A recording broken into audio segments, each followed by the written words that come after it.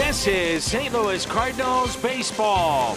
And tonight from Miller Park in Milwaukee, it's the start of a brief 2-game set and the start of a 10-game road trip. Game 1, the Cardinals and the Brewers. A look at the Central Division, why these games are so important for both these teams. Cardinals 5 back in the Central, and in the wild card, they're now 5½. That's the Matt Hungarian Al Raboski. I'm Dan McLaughlin. Jim Hayes is here as well, and we're delighted to have you with us to kick off this road trip.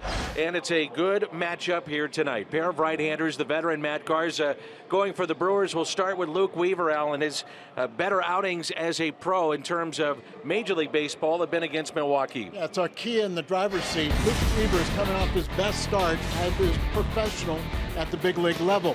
7 shutout innings. You can see he's pitched very well against the Brewers. 3 starts, all 3 of them quality starts. ERA under 3, opponents are batting .185, and he struck out 26 in 18 1/3 innings. On the other side is Matt Garza, the veteran. He's beaten the Cardinals twice. The last time it was 5 2/3, just 4 hits allowed, 1 run. Really dependent on his secondary pitches. If he can get that good slider over, he still has a good fastball, but the key is having the slider and being effective. Matt Garza, Luke Weaver, and some Cardinals making a difference in the communities of those affected by the floods in Texas. More coming up.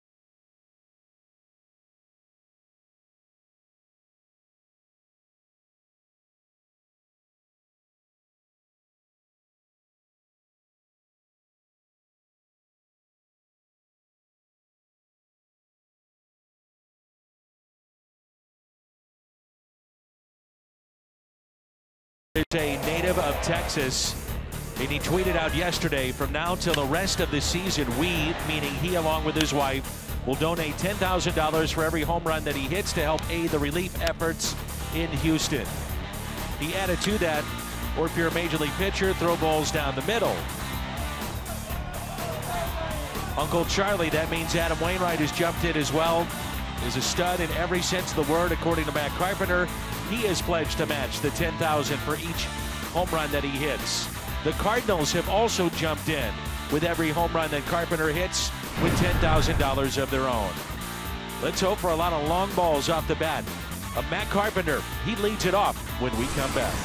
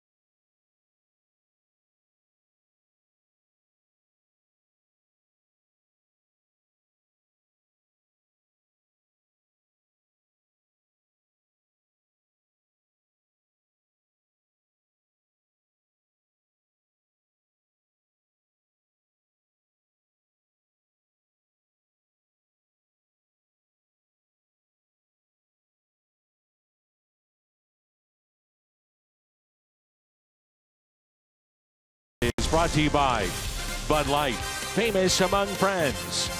By Chevy Silverado, the most dependable, longest lasting, full-size pickups on the road. Find yours at your local Mid-America Chevy dealer. And by Menards. Save big money at Menards on all your home improvement needs. Roof is open, and the paneling outside the left field and right field walls is open as well. And usually that means the ball will carry very well here at Miller Park. Usually doesn't need much help. This could be a place that could be a nightmare for the pitchers. And I don't think there's any way to sugarcoat it, Danny. These are must-wins right now for the Cardinals. There's a look at Matt Garza, the starter, the Hyundai pitch arsenal. 1 run in 5 innings, took a no decision in his most recent start. That was a 4-2 loss against San Francisco. One thing to think about, though, with him, his last 7 starts, he has not pitched into the 6th inning. So both the starts he's made against the Cardinals, both of them victories by Garza. He's pitched a total of 10 2/3 innings. 5-1, 5 2/3 the last one. There's Matt Carpenter. He'll lead it off, followed by Tommy Pham and Paul DeYoung. Then Fowler, Wong, Voit, Grichuk, Kelly, and Weaver. There's some Cardinals that have extended numbers against Matt Garza in terms of matchups, but yet as a team, for those players that are in the lineup, the collective average is 189. So he's done a pretty good job against St. Louis. Yeah, and it's really surprising. You know, when he is on, he's got very, very good stuff. But the question is when he's on, and that's been very inconsistent throughout his career. And Milwaukee showing a shift here on Carpenter. Second baseman Neil Walker just picked up. He's near the bag, and then the shortstop is all the way in shallow right. And the first pitch is strike, and we're underway. Carpenter 7 for 30 against Garza. And the numbers overall on Sunday, he picked up home run number 17. That tied the game late against Tampa Bay. And the Cardinals would lose it 3-2 and 10. I had to pull down on that curveball, and it just fluttered up there. Uses the curveball a lot of times for a get ahead pitch, but usually when he's trying to put you away, it'll be the slider. Still, the fastball is respectable. Here's a 1-1. Carpenter in his career, good numbers against Milwaukee. A .302 average with 10 home runs. He's driven in 48. As is the case with many teams, a ton of walks too. He's walked actually 6 times against Matt Garza. There are the numbers in 99 games against Milwaukee. As Al mentioned, you're getting to that point in the season, it's must win. The Cardinals 5 games out at the start of play tonight in the Central. Chicago playing host to Pittsburgh tonight. Chad Kuhl against Jake Arrieta. And we'll update you on that game throughout our broadcast. For Council's team, the Milwaukee Brewers, has held first place longer than anybody else in the division, trying to regain it from Chicago. Going to be a dogfight down the end. They're coming off a pretty respectable West Coast swing. 5-4 on the West Coast, including a series win against the Dodgers. Strikeout of Carpenter, and that's how we start play tonight. It's Braun, Broxton, Santana in the outfield. Shaw, Arcia, Walker, and Thames on the infield, and Manny Pena behind the plate. Garza on the mound. Around the Horn is presented by Dobbs.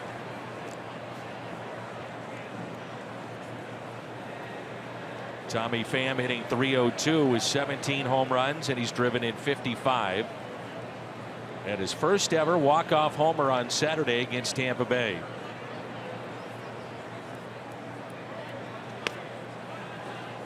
Last season we got a glimpse of this version of Pham and a weekend series here in Milwaukee where he just dominated. Hopefully that will happen again. Here's a 1-0 pitch. 2 balls and no strikes. Matchups for this 2-game series.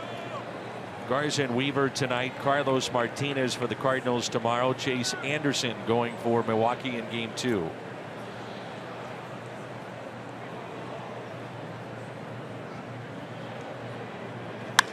And that's ripped into the gap in left center field. Rolls all the way to the wall. Pham to second base, and he'll stop there with a 1-out double. Wanted to get that ball in and kind of just stayed over the middle of the plate, and Tommy hit it hard. Almost the way it took off in the outfield looked like we were playing on turf. Trying to go in on him, and look at the ball just down over the middle of the plate.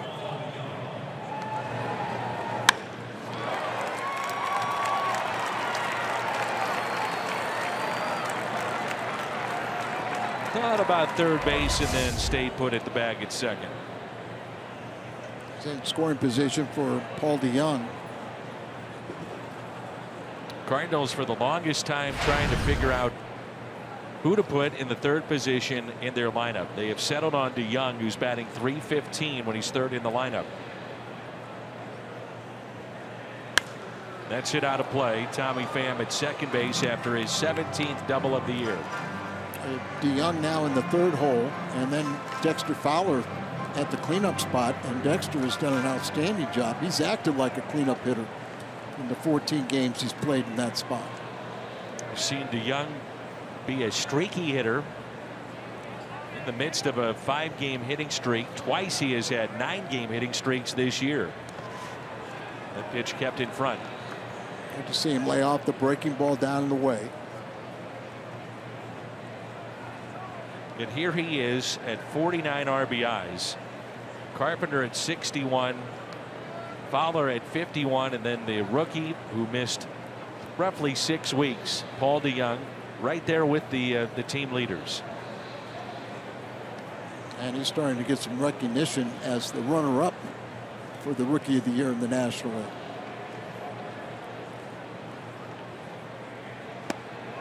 A swing and a miss. Slow, tantalizing curveball. Milwaukee really hasn't seen DeYoung do much damage. He just 1 for 13 with 7 strikeouts against their pitching. But we know that he is a much better hitter than that.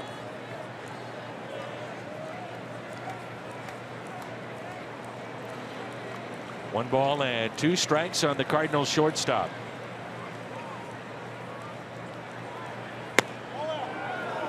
Just missed. 2-2. 94 miles an hour after a couple slow off-speed pitches, and we're starting to see Paul have a better idea in laying off some of those pitches away. It's usually the breaking ball that gets him away. He has struck out 93 times, walked just 11.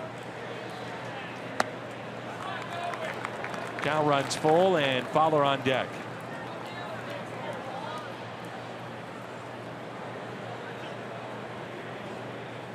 Garza's really handled Dexter Fowler, so let's see if he doesn't get a breaking ball with first base open. Pham at second base with 17 steals to lead the club. Long look by Garza. Finally comes set, and here's a 3-2. And he walked him. Good job by DeYoung. Took a couple of borderline pitches. And now runners at first and second with 1 out. And it brings in Dexter Fowler.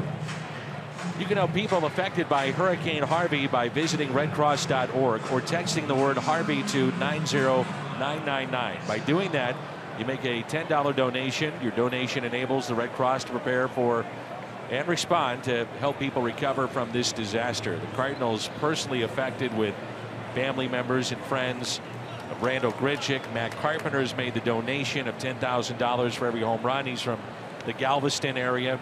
Mike Matheny has a couple of boys playing baseball down there. Jim will have a story on that later. So it has affected everyone across the country. Our thoughts and prayers with them. Here's Fowler, who's 3 for 17 against Matt Garza, and looks at a ball. Best thing for Luke Weaver is for the Cardinals to take a nice early lead, take the mound when you're already leading.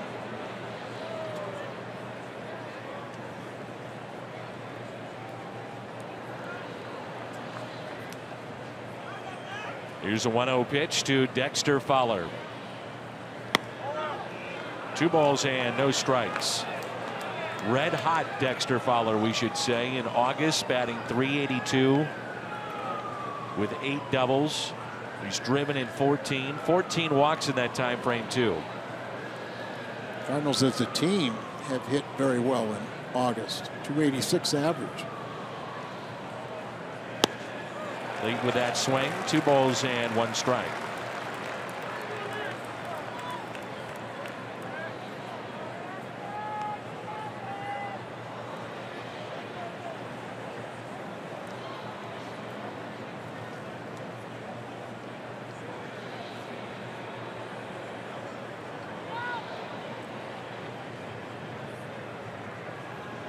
And the 2-1 is popped up left side, but out of play.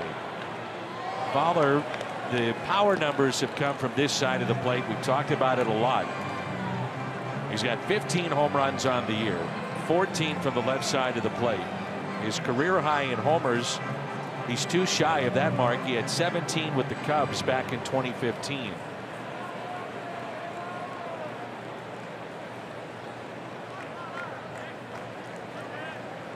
So it's 2 balls and 2 strikes. Runners at first and second.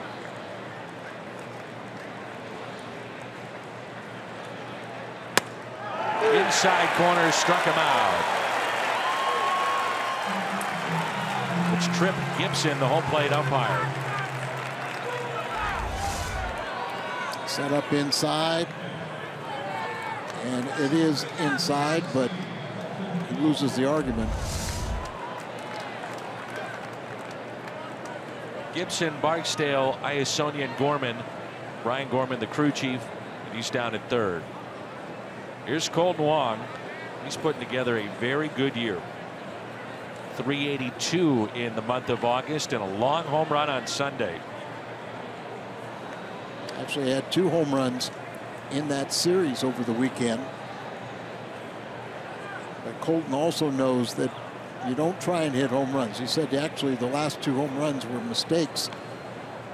Earlier in his career, he would try to hit home runs, and that's usually the worst thing a hitter can do. But try and make solid contact, they will come. So 2 outs and 2 on. The high fly ball lifted out to left. Ryan Braun. He is under it, makes the catch. Cardinals strand a pair. Luke Weaver to the mound when we come back.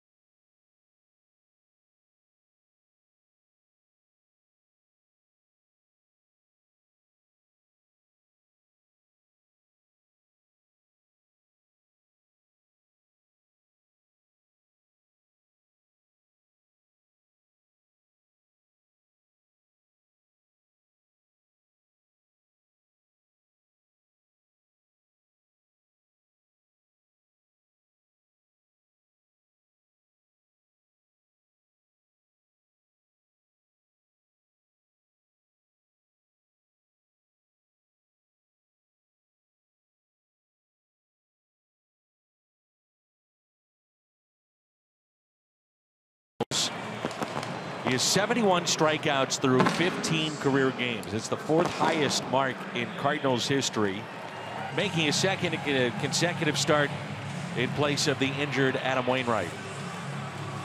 Check out what lefties are only batting 121 against him. And the big thing about Luke Weaver is don't give major league hitters too much credit. Go attack the strike zone. Don't pick. And what we mean by that is don't try and make the perfect pitch and fall behind in the count. Eric Thames is now a leadoff man, at least for the time being, for the Brewers. Then Walker and Braun, Shaw, Santana, Pena, Broxton, Arcia, and Garza. Thames as a leadoff hitter, he's done this before, did it in 1 game against the Cardinals. He's 5 for 33. That's a 152 average this year. And he's only batting 178 in the month of August. 4 for his last 26. He's talked about the wear and tear of a major league season, and he forgot how much of a grind this is, playing overseas, and his lower half it's been tough on him. It's weakened a bit his legs. He was the talk of baseball in the first month. Still, though, respectable numbers with 27 home runs. He's driven in 52. He had 11 home runs in the first 24 games. Since then, 16 home runs in the past 90. And one of the reasons why he was such a surprise coming back from Korea, he just batted .250 with 21 home runs in like 181 games at the big league level. And he learned how to hit in Korea, and boy did he hit. Now behind the plate tonight, Carson Kelly. Yadier Molina with a little issue with the abdominal area, the right side, so that's why he's out tonight, not playing. Did that working out before the game. Good fastball by Weaver and the strikeout on the 2-2 pitch in his first of the night. Missouri Lottery Fox Tracks. This is his 26th strikeout for Thames in the month of August. And of course, strikeouts is a big part of the offense for the Brewers. They'll hit a lot of home runs and they'll strike out a ton. If they don't hit home runs, Yeah, they're easy picking. Neil Walker, longtime Pirate, former Met, now with Milwaukee. Mets breaking up the band. Curtis Granderson traded to the Dodgers. Lucas Duda, saw him over the weekend with Tampa Bay. Walker now with the Brewers. He's played in 12 games with Milwaukee, batting .368 overall on the year, .277. He was traded by the Mets with cash for a player to be named later. He's never seen Luke Weaver. The 1-1 pitch. I was talking with Pat Murphy, the former Arizona State coach, manager at San Diego, and Craig Counsell is his college coach. He's the bench coach for him. He said Neil Walker and Stephen Voigt have made a huge difference to their ball club. And a swing and a miss. Good start for Weaver. Back-to-back strikeouts. Cardinals defensively tonight. Around the Horn is presented by Dobbs. Pham in left, Fowler in center, Grichuk is in right. Carpenter, DeYoung, Wong, and Voigt on the infield. And Yadier Molina was to be behind the plate, and tonight that'll go to Carson Kelly. Here's Ryan Braun. So you have Carpenter out at third base, and you may see this more and more as the Cardinals make that push for the postseason, put their best offensive unit they can with Jerko out of the lineup. And of course, Greg Garcia got 3 hits at third base on Sunday, but makes sense. And Luke Voigt, if he can provide some offense, you know Carpenter, he's got a track record. But if Voigt can hit, and he's done a nice job for the Cardinals, then you'll see this combination a lot more. Well, the Brewers take 2 of 3 over the weekend against the Dodgers, and yet Braun and Thames go hitless in that series. What it tells you, though, is that their pitching recently has been really good. It's kept them in games. Jimmy Nelson has really turned things around.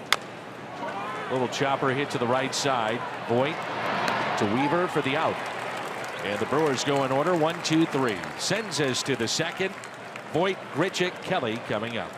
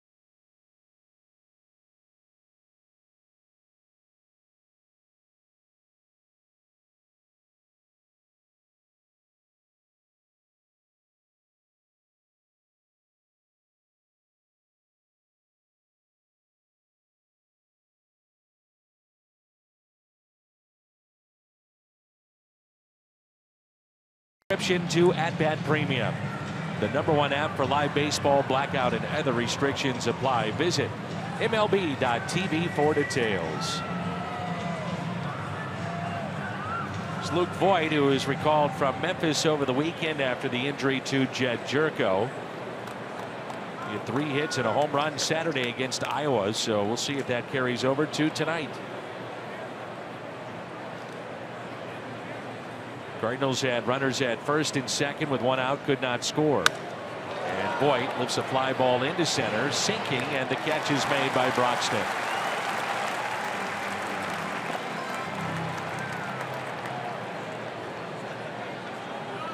One pitch, one out, and it brings in Randal Grichuk.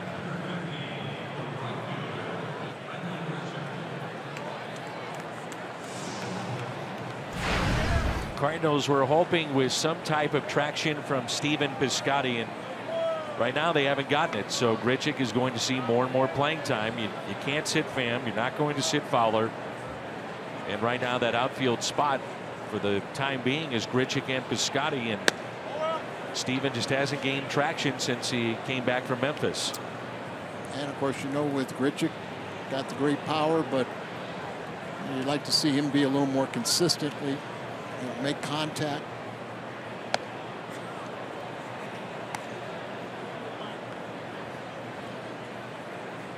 There's a look at Stephen Piscotty. And when you think about what Garza's throwing up there, you kind of eliminate the curveball right now, worry about the fastball and the slider, but look hard. Fly ball into shallow center.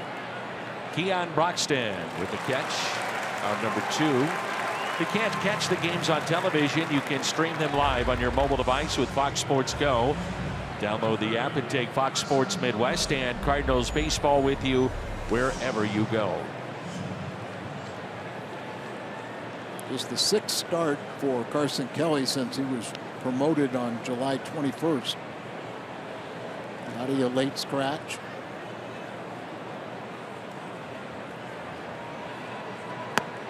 Cardinals felt that Kelly was maxed out essentially at AAA, and it was more beneficial to bring him up. Also, they looked at their situation at the backup.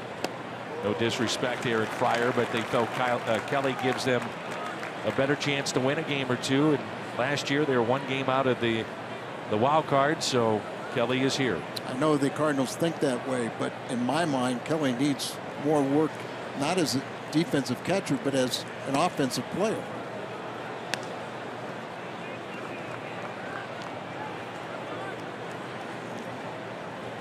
In my mind, and my vote doesn't count at all. There you see the 138 average. I would have thought it'd been better for him to play every day and then sit and watch next month. Here's a 1-2 and missed inside. Talked to Carson the other day and I said, well, what kind of teammate and leader has Yachty been for you? And he said, I'm telling you, he's been a great teammate. Cardinals put my stall in the clubhouse right next to his, and we go over video together. He's talking to me all the time. He's been great. Did not go, and it is now an even count, or rather a full count, 3-2 on Carson Kelly.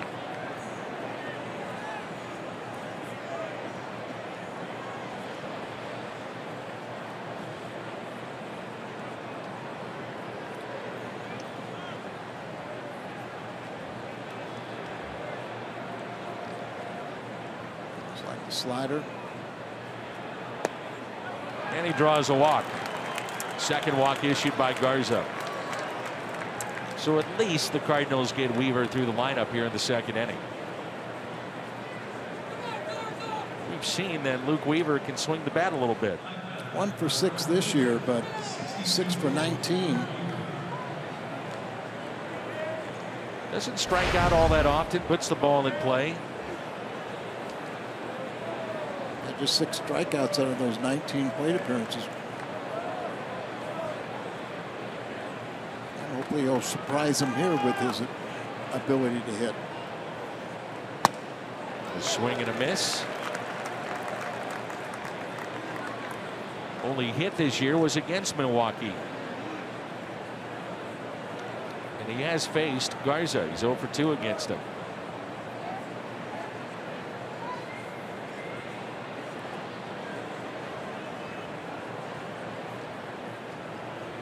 Here's the 0-1 pitch.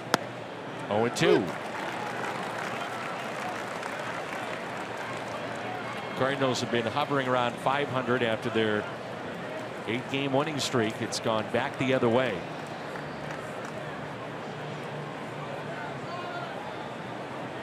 They've dropped 8 of 12. Fall 5 games back. They do, though, have 7 games left with the Cubs as Weaver hits it out of play. So a little over the month of the regular season left, and after this series, next time we see Milwaukee, the final 3 games of the regular season, and still 7 games left with Chicago head-to-head. Exactly. So I mean, both Milwaukee and the Cardinals, I mean, they can control their destiny, but it's going to be a tough route. Easier for Milwaukee than St. Louis.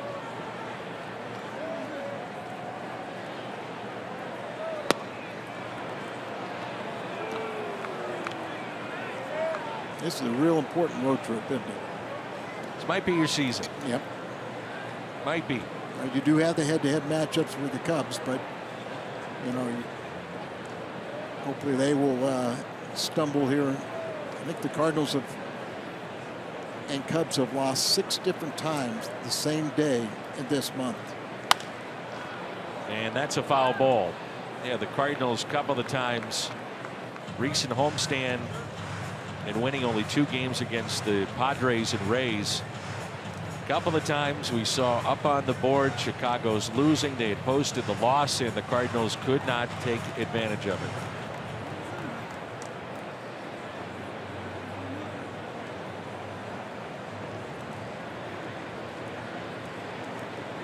Here's a 1-2 pitch. When Keon Broxton, the center fielder, the ball gets into the left center field gap. Weaver's got a triple, and it's 1-0 Cardinals. He is as shallow as you can possibly be. Yeah, I don't agree with this alignment. Hopefully Weaver can sting him. Now Broxton can run, but if he can, like you said, he can plug one up, you know, warning track. It'd be fun to watch. Man, is he shallow. And really, as you're saying, really shading right field. And Braun deep, probably too deep and left. Here's a 1-2. Talked about how Garza, the last 7 outings, has not pitched into the 6th inning. And you can see where it looks like he's going to throw a ton of pitches early and may not make it again tonight. Already up to 37. They did reinforce their bullpen with some relievers at the trade deadline.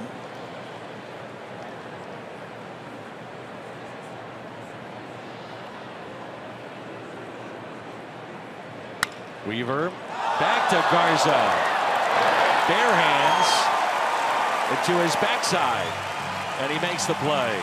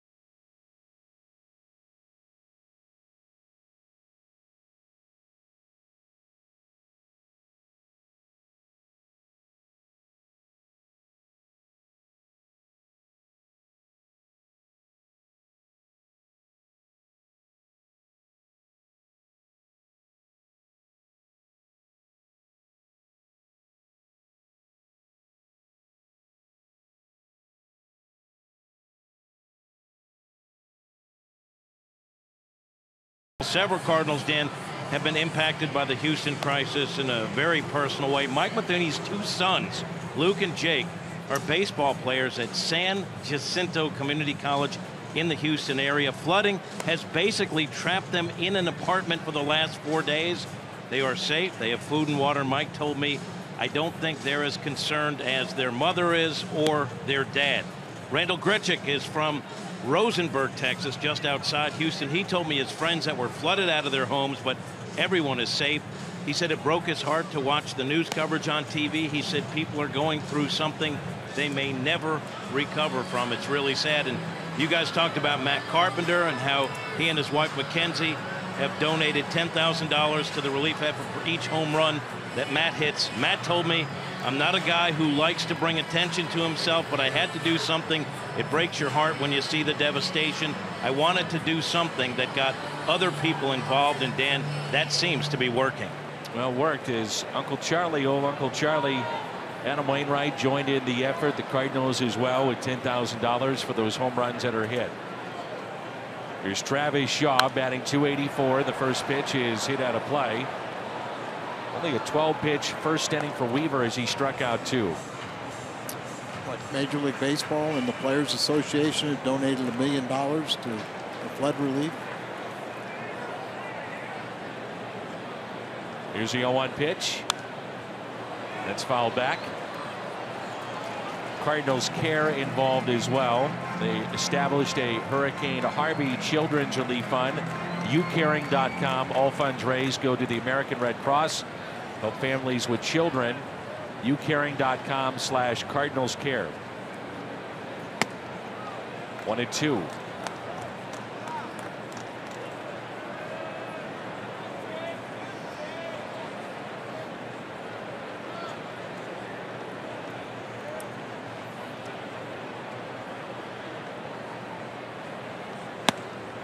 Third strikeout of the night for Weaver.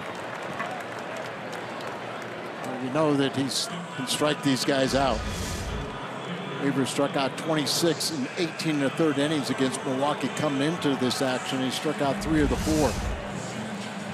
Interesting, 3 guys that are really struggling. Thames, Braun, and Shaw. 2 of the 3 were strikeout victims, but they're all 0 for 1 tonight. Here's Santana. And the first base hit. First base runner of the night for Milwaukee.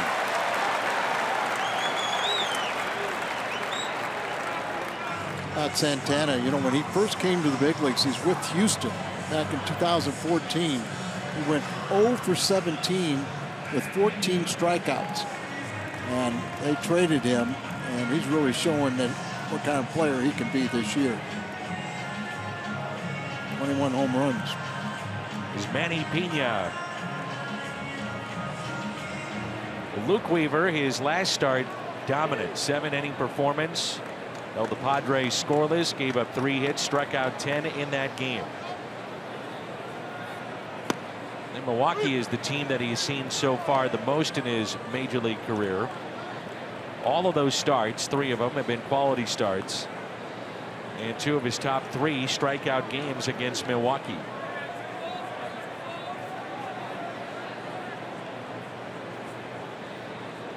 See that fastball, and we've seen him hit 97, 98. Tonight it's around 94, 95.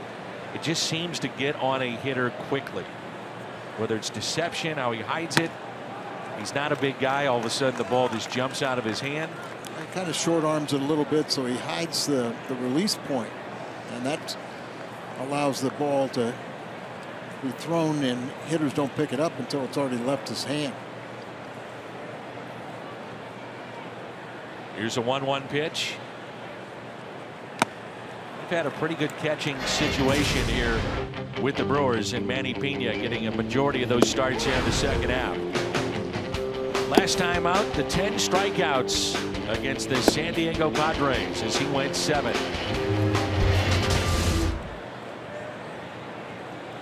Pena acquired from Detroit. It was in 2015 that completed the trade for K-Rod.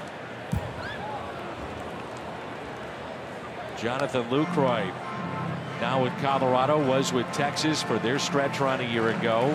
He's had a down year. and he's a free agent to be.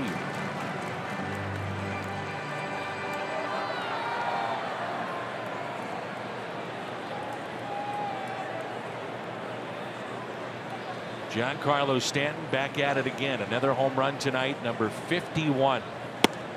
A swing and a miss, took something off it. 4 strikeouts of the 6 that he's faced tonight. BJC Healthcare difference maker. The starters in August, and Weaver has been very good. Right. He's been the best of the Cardinals. See, 2-0, the great ERA. Everybody else under 500, ERA over 5, opponents batting over 300. A lot of base runners. He's striking out almost twice as many as the other members of the Cardinal rotation. How about Miami? They are now 4.5 back in the wild card and ahead of the Cardinals. Well, they traded Ramos, their closer, and Ziegler inherited that and been almost perfect. There's Keon Broxton with a streaky home run production at times from Broxton. You get a lot of strikeouts. Last road trip hit .214, struck out 12 times. But he's one of 4 Brewers with 20 or more home runs.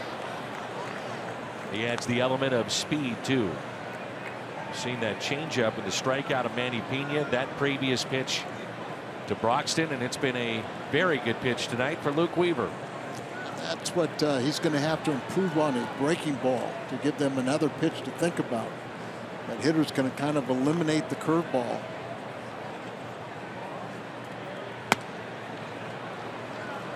Also has been changing the eye angle with the fastball. He's been going up. Down, biggest with 2 thing strikes. big thing with him is controlling the counts. You know, pitching ahead in the count and not pitching behind and being defensive. Here's a 1-2 pitch.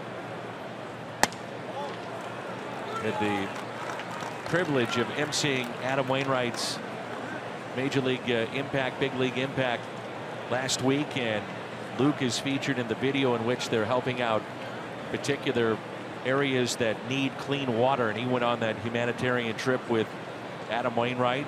Get a chance, see the video. It is impactful.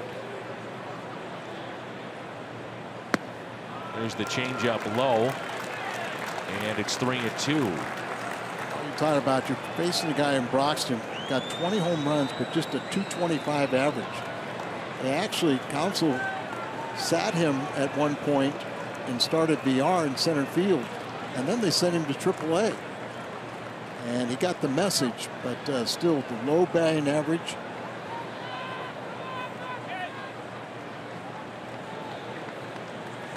Runner at first is Santana. Good speed. He's off with this pitch. That's it out of play. I saw where the Yankees and Aaron Judge, and I'm sure Matt Holliday was helping out with this, but Big League Impact and fantasy football with the Yankees and so many different clubs around Major League Baseball. The Cardinals held their draft last week, and Adam and his brother Trey put that on. They do a great job. Chris Pronger a part of it, Alex Petrangelo, many of the Cardinals there, but you get the chance, check out the video. Really impactful. 3-2 pitch and a one-hopper backhanded by Paul DeYoung, and he gets him. We played 2. Weaver has struck out 4. Looks sharp, and there's no score.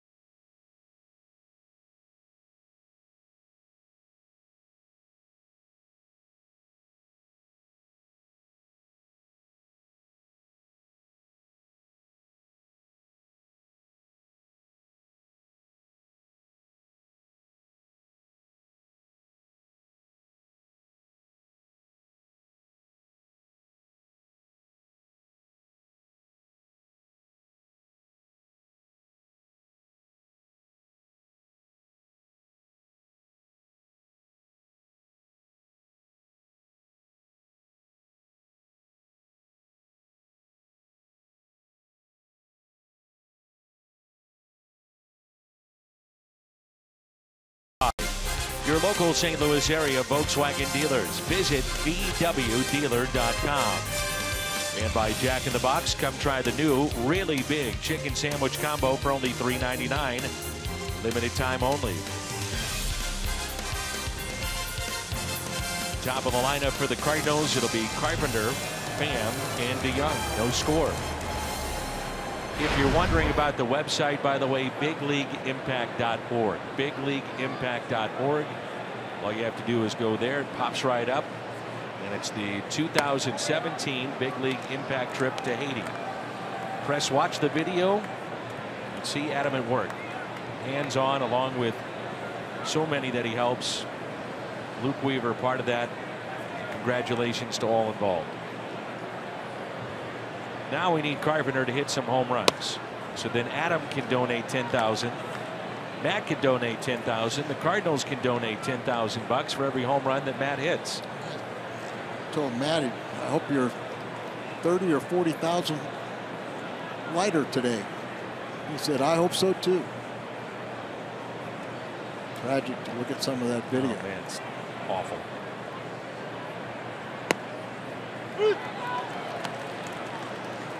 Two balls and a strike. And Matt did try to make the point that this is not about me. I'm using Twitter and my platform to have hopefully others join in and donate, whether it's with my cause or something else. Deep left. And Braun is there. Carpenter is 0 for 2.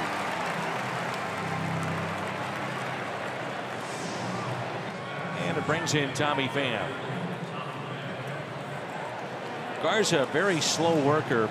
And I'll be interested to see, once the Cardinals get more activity on the bases, if there's a situation that presents itself to bunt back to him, the issues that Garza's had in the past. Yeah, he's always had trouble kind of throwing, fielding his position. Throw a ball away for you. Only 2 errors, but you know, we've seen it times in the past where it can be an adventure for him.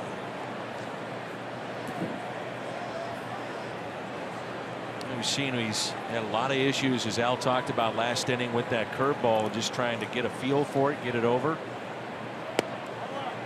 And there's the slider. A lot of times use the curveball as kind of a get ahead, real slow breaking ball to get ahead. Still throws, you know, mid-90s when he needs to. Here's a 2-0 pitch to Tommy Pham. High strike. Happy birthday to Candace Ripidew. Works in our corporate sales office and with the fantasy camp. All the campers know Candace does a great job in helping us all out. Happy birthday. Take care of everybody. Sweet lady. Here's a 2-1 pitch to Tommy Pham. Pham muscles it into center field, and he's 2 for 2.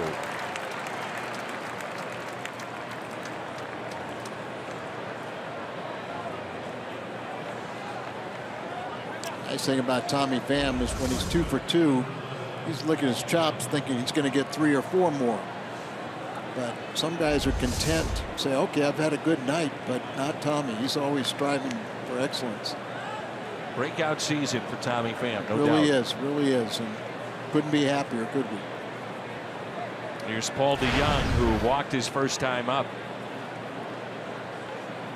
I thought it was a really good at bat by Paul. He fell behind and took some tough pitches. I was just going to say that same thing. You talk about how few walks he has, but that one he really worked at and laid off a couple tough pitches that we've seen him, you know, chase in the past. Now, he describes himself as a very aggressive hitter, and so he's going to attack a lot of the strike zone, but he also realizes that through that aggression is going to, sometimes it works against me, and that's where the strikeouts mount. But for a first couple months in the big leagues, he's doing just fine. 1 ball and 1 strike. Hitting in the 3-hole now, leading the club in home runs. You add his AAA total in home runs before he got to the big leagues is up to 33 for the year. And he's carried himself very well in the field also. So much so, Al, that Aledmys Diaz, who's been okay, not great in the minor leagues, but you know what? These guys aren't idiots. I mean, they're looking at seeing what other people are doing in the major leagues. So he went to the Cardinals and said, look, I see what DeYoung's doing. And he did say this, by the way, I'm happy for him. Great success, but maybe I need to try third base. I need to try second base. But I have to make myself more versatile to get back to the big leagues. I'm sure we'll see him at some point in September. Well, I was hoping, that he does get that call up, and the first thing I was going to say is how proud I am of him for taking that attitude. And we all saw that he had limited range as a shortstop, so we always thought of him being projected at another position in the future. But Paul DeYoung looks like he's going to be and in fairness, what Paul DeYoung is doing is what Diaz did last year. Sure. Except Paul has better range defensively. 2-2. Popped up right side near the stands and out of play.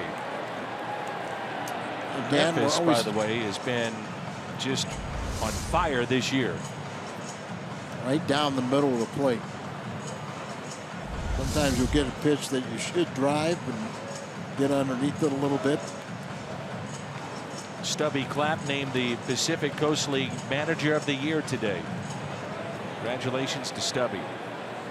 You think about what he's done with a rotation of players. A lot of those guys that helped him get to that record are right here.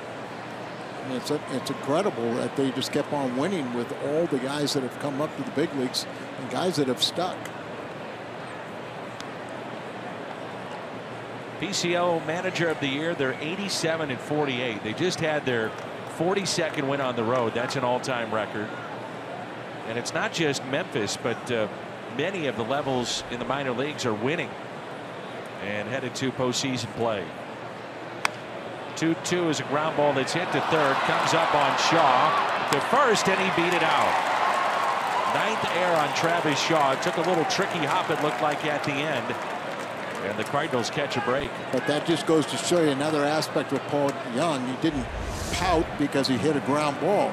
He hustled his way down and gets rewarded, or he gets to first base on the air.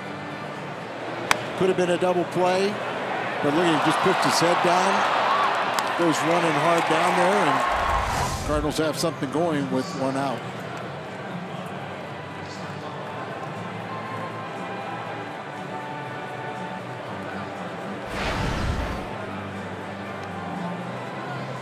Brewers have 21 more errors than the Cardinals. And I wouldn't say the Cardinals are an exceptional defensive team. Here's Dexter Fowler, and the first pitch is hit out of play.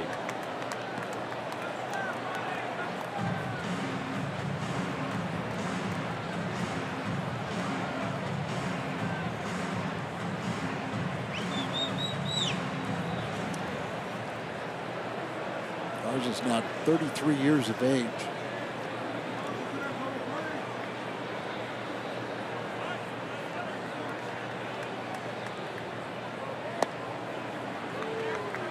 One ball and one strike.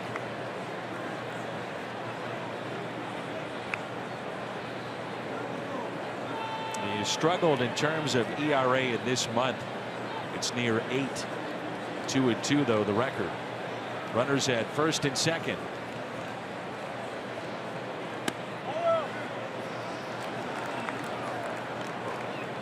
Garza, one of those guys that's really wears his emotions on his sleeve. Gets agitated, upset with strike zones, talking to himself, mumbling about the strike zone and the home plate umpire, sometimes about teammates.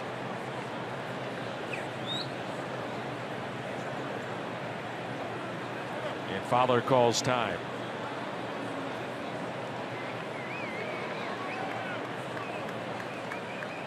Two balls and one strike. Inning started with a fly out by Carpenter. Pham, a base hit to center. The error on Travis Shaw. Runners at first and second. 2-2. Talked about it the other day, but Dexter Fowler came back off the DL without going down to the minor leagues. Inserted right into the lineup, and he has thrived from this cleanup spot. Talked to Dexter about it when he came back after the second time on the DL, and that was the first time he really kind of felt healthy all year. He had kind of some nagging injuries that kind of lingered through the winter and beginning of the season. Down and in. He struck out first time up. Runners at first and second with one out on a borderline pitch. We both thought it was inside, and it went the Brewers' way. According to Fox Tracks, it was about 6 inches inside. So I mean, you can't train yourself to swing at a pitch like that. Big gap in right center.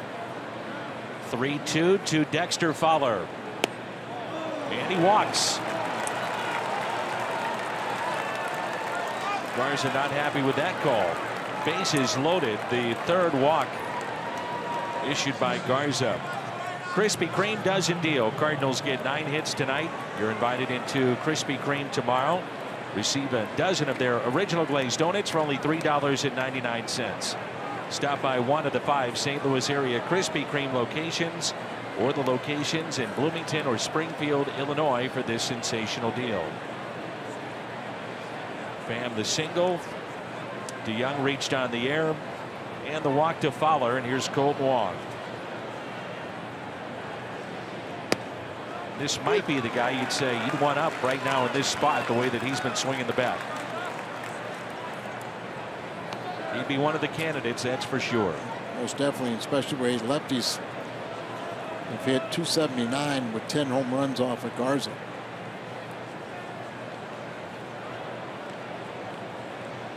And the 0-1. It's a ball and a strike.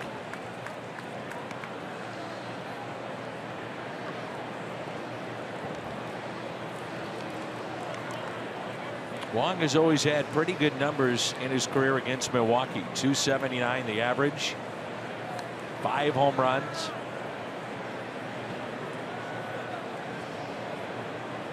Currently riding a 10-game hitting streak. He's had streaks of 8, 6, and 5 this year, and trying to make it 11.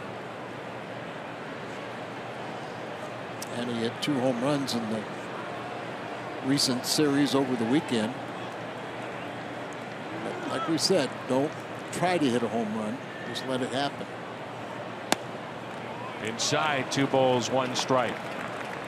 This game important not only in the Central Division, but also the wild card. Arizona leads the wild card. They're ahead of the Rockies by 2. The Brewers 3 back of Colorado. Marlins 4.5, and then the Cardinals 5.5.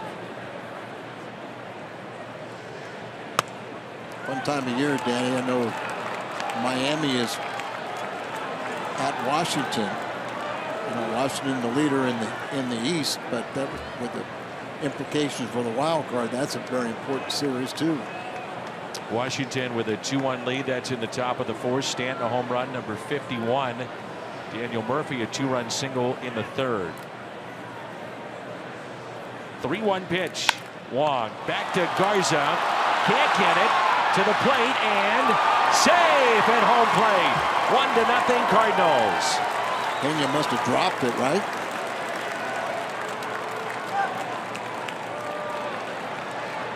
Well, that's twice now that Garza and the Brewers could have been out of this inning. The ground ball hit to Shaw could have been a double play, and this one as well back to Garza. Might have turned a double play, get there, but he can't get it cleanly. It's a force out. Yeah, he dropped the ball because Pham would have been out. That would have been the second out, but he couldn't hold on to that ball. It's when you got that catcher's glove, even though they're more pliable than the old ones, the old pizza dishes, it's still not as easy. And when you get a ball that's underhand, it's not thrown hard, a lot of times it just doesn't stick. Here's Luke Voigt. Fly to center. Ground ball left side, just past Shaw. Out at second and safe at first. 1 run in. Here comes another. Save at the plate. Heads up play. Dexter Fowler. Oh, what a play. Isn't that pretty? 2 runs come in to score. Fowler, the heads up play to make it 3-0 St. Louis. See if they don't challenge that, but it sure looked like he was slid in there safely. That's the aggressive base running that Mike Matheny's been talking about. Right in between there, second and third, to get the force out there. It fires at first, too late, and here they come around. And he touches it ahead of that tag. I don't think there's any question about it. And that fires up Mike Matheny a little bit, doesn't it? I would assume that Fowler never stopped going around third base. Good point.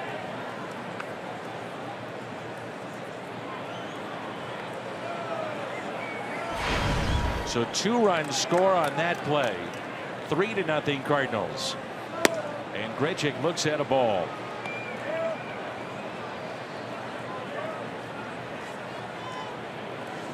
You talked about sometimes Garza can let his emotions get the best of him. He's maturing in that direction better than he used to be by far. 2 balls and no strikes. You might see him trying to throw the ball through the backstop right now. Should be out of the inning. 2 errors in the inning, but 1. That's his own. That's correct.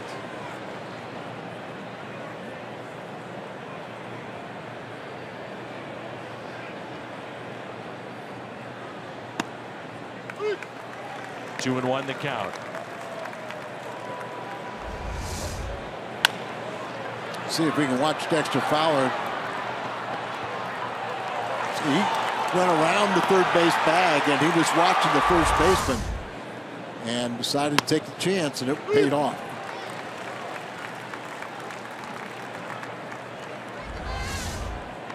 Thames throws the ball here. It's a little bit up the line, and you can see diving head first. His hand gets to the plate before they made the tag on the lower part of his body.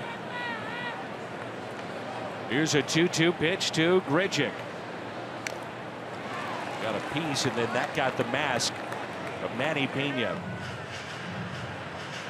You gotta love that kind of aggressive base running by Dexter Fowler.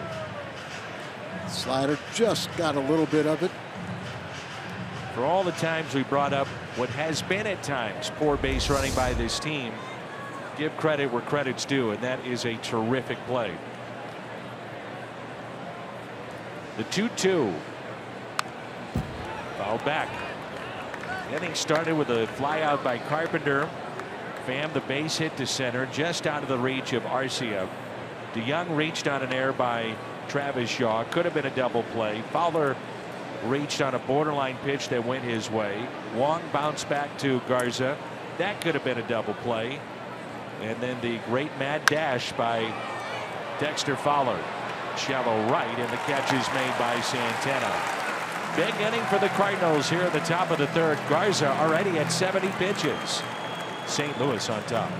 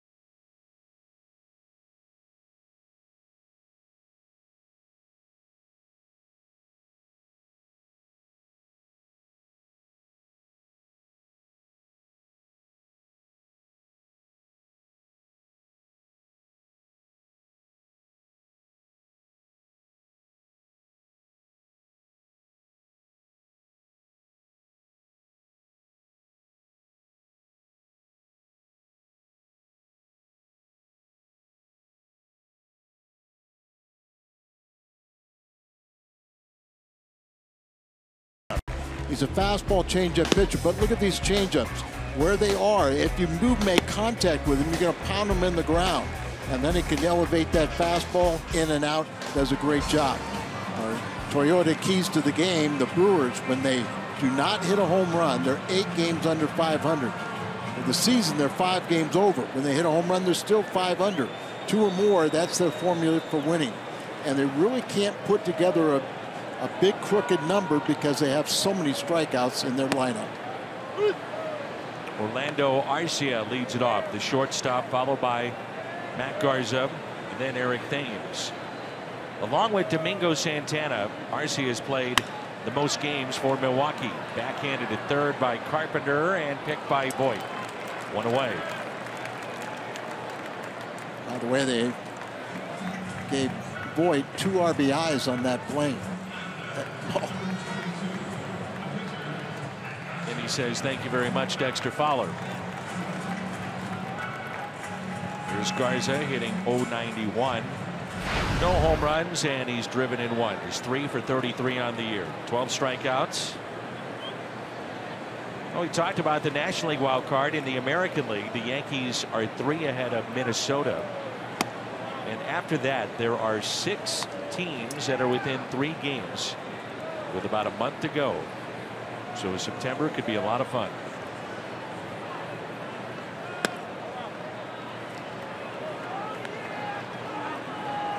I liked initially the addition of the wild card, and I love the addition of the second wild card. It's no doubt, Manny. You know, it's kept interest in cities that would have lost it. You've got teams that are under 500 that are fighting for wild card spots. You have teams that you felt like in years past prior to the wild card, you were 6 weeks, 4 weeks in, and it was over. Yeah, just think about the West. With the Dodgers with their commanding lead. Now the second and third place teams have a legitimate shot to go into postseason. And I like the fact that you get a second wild card, and in a way you penalize the 2 teams that are the lesser of the championship teams of their divisions. And to be honest, because they have to play each other that one game, and you know you roll the dice with everything. Yeah, might be your ace. Because it was almost, there was no penalty for not winning the division with a single wild card. And that's why a lot of times that wild card winner went on to do very well or win the World Series. Of that one play-in game, that changes things an awful lot. Case in point would be the Marlins. Twice have won the World Series as a wild card. I think it's been a good thing for baseball. Definitely keep the fan interest for a lot longer. Here's a 3-2 pitch. The fan, the front row, right above the dugout. Why is Garza? Brewers. He's mad at his own fans. And nice to see Einstein here. 3-2 the count. The 3-0 Cardinals lead, and there's a strikeout number 5 of the night from Weaver. So first time through, he strikes out 5 and gives up just a base hit. Sunday, September 10th, 12,000 kids 15 and under entering with a ticket. Take home a limited edition Cardinals pup courtesy of Build-A-Bear Workshop. Get your tickets at cardinals.com/promotions.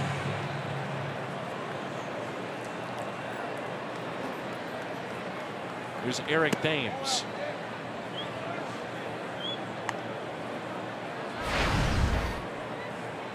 Thames' time in the big leagues was with the Blue Jays and Seattle Mariners, 2011 and 12, and then became a superstar in Korea. Pitch taken low, and it's 1 ball and 1 strike. He struck out swinging back in the first inning.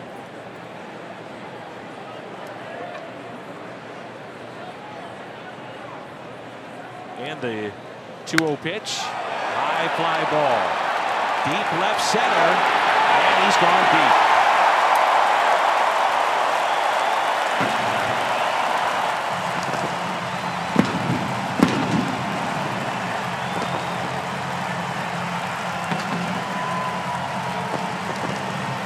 home run of the year, but just 53 RBIs for those 28 home runs. It's the 5th home run he's hit against Cardinal pitching this year. With tremendous power. Hits that ball right at the bottom of the strike zone and lifts it to the opposite field into their bullpen. Talk about Thames in Korea. 3 years in Korea, 348, 124 home runs in just 388 games.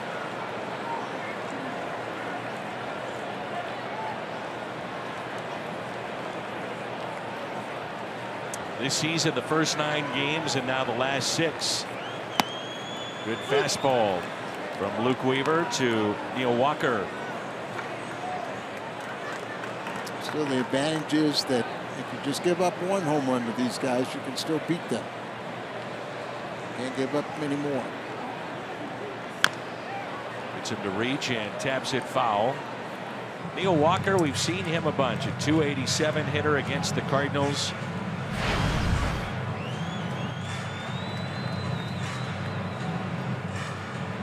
Father Tom played in the big leagues. He's a Pittsburgh native. He was the Post-Gazette High School Player of the Year, and he did that twice. He got a chance to play for his hometown team. 2 balls and 2 strikes.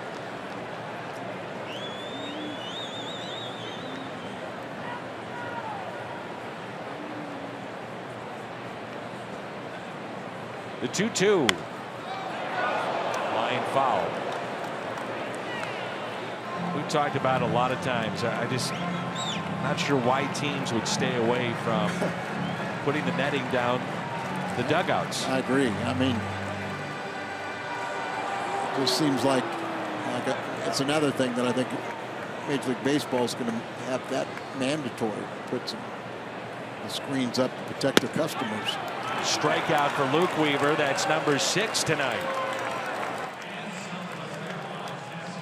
We head to the 4th. Beautiful night. It's 3-1.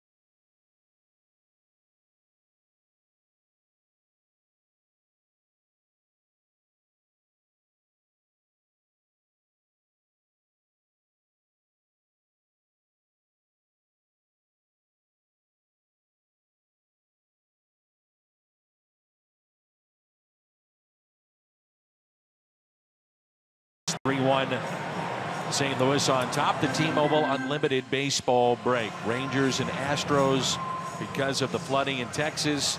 That series played at Tropicana Field in St. Pete. And Miguel Cabrera cleared revocable waivers, not expected to be traded. That happens from time to time with some of the superstars in the game. Really, over the course of the year, just about everybody clears waivers at some point. And you have the revocable ones and the irrevocable. Revocable means essentially you can take them back. Yeah, if somebody claimed him, then you could bring him back if you wanted. Sometimes a club might claim somebody because they don't want that person to go to one of their competitors, and maybe a wild card team trying to fight somebody off. And so you could, but if you put them on irrevocable waivers, you can't pull them back. Kelly, fair ball down into the right field corner. And Carson Kelly on base for the second time tonight. A double to go along with a walk, and that's how we start play here in inning number 4. Cardinals scored 3 runs on 1 hit and 2 errors last inning. Wow. It's just the 3rd hit for the Cardinals. Great opportunity here for Luke to help himself, get him over to 3rd with just 1 out, and hopefully he can pick up another run, get that one back that Thames put on the board. Weaver bounced back to the pitcher first time up. Carpenter on deck. Corners charging in, especially Thames. You see that, you're Luke Weaver, you know that bunt's got to go towards the 3rd base side. Well, you're going to bunt it hard down the 3rd base line, hard enough to get by the pitcher and make the 3rd baseman Shaw come in, vacate the 3rd, so there's nobody covering. I wonder if Thames cheats even more because Garza's on the mound, so anything in front of him, he can get to that as well. That's Thames, what you're talking about. Yeah, he makes the play. Well, we talked about it, Garza has had at times issues fielding his position. We saw that earlier in the game. But clearly that's typically a ball that a pitcher will hop off the mound and make the play with. He doesn't even leave the dirt area on the mound. He just turns it over to his first baseman. And he's so good job by Weaver, helps his own cause. You get a runner over to 3rd base, just 1 out. You like to think Carpenter's going to drive him in. So the second sacrifice for Weaver here in 2017. Here's Carpenter, who's 0 for 2. Struck out swinging back in the 1st and also flied out to left.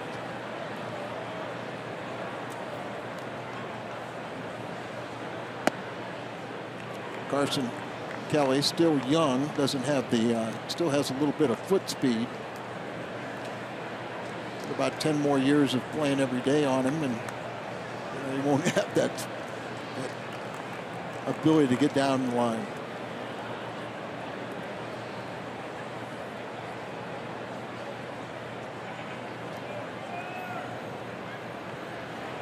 Here's a 1-0. Good play by Pena.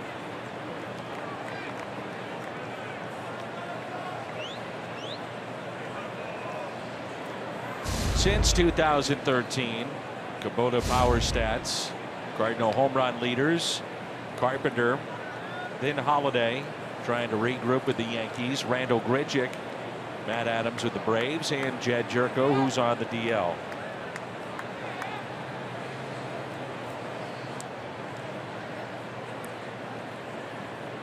So the shift, and you put 3 on the right side of the infield as you bring them in.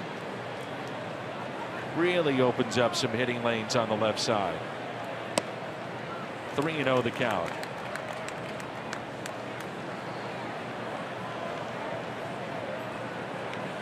Carpenter's no stranger to hard work, but I would think this winter I would concentrate and hit a lot of balls to the opposite field.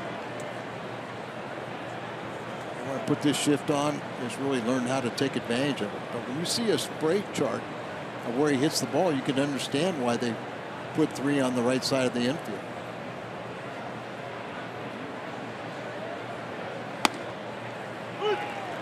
Three and 1. Here's the spray chart. Numbers don't lie. So you can see just majority of the time he's going to pull the ball. I'd like to see that 13 on the left side increase dramatically. That'll stop him hitting into the shift. Here's a 3-1 pitch to Carpenter. A little bit low. That's 4 walk issued by Matt Garza. Runners at 1st and 3rd, and a chance here for Tommy Pham, who's 2 for 2. And they start to at least play catch in the bullpen. the Milwaukee Brewers. You could say you set up the double play, but Tommy Pham's been swinging a hot bat.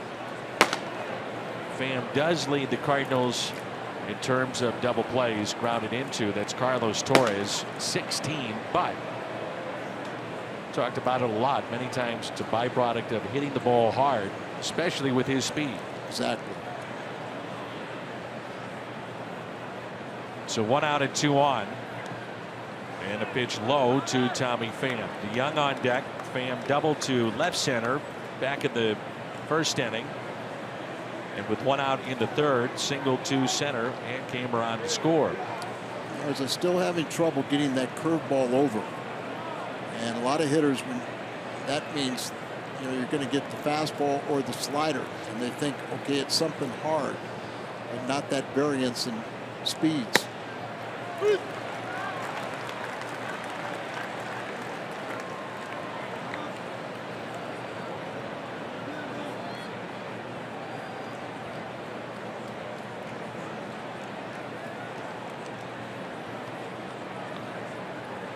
One ball and 1 strike. On a play. 1 and 2. Cardinals with 3 hits in the game. They lead it 3-1. And Pham with 2 of the 3 hits. Another base hit was Carson Kelly, and his double into the corner and right. He stands at third base, and Carpenter at first.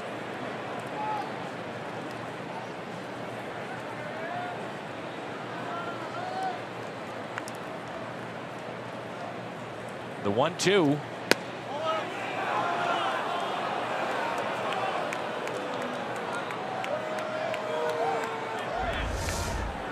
Number of borderline pitches.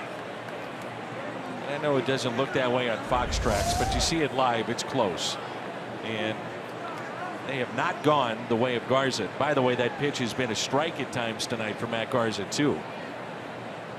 The 2-2. 3-2. I was talking with Billy Miller and John Mabry, Cardinal hitting coaches, about umpires and how they set up over the inside shoulder. One of the reasons why they do that is because they fear getting the foul ball on the barrel of the bat. And so the pitch that's right in front of them, they kind of miss that a lot. And then the pitch they don't see well, the outside pitch, they guess at. 3-2, and he walked him. Back-to-back walks, bases loaded. That's 5 walks issued by Garza and some boos here at Miller Park.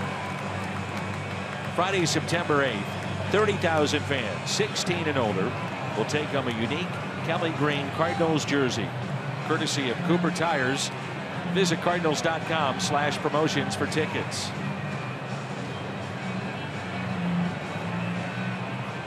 Derek Johnson is the pitching coach here for Craig Counsell, and we talk about sometimes Garza gets mad, and then you defeat yourself. You got to stay inside, control what you can control, and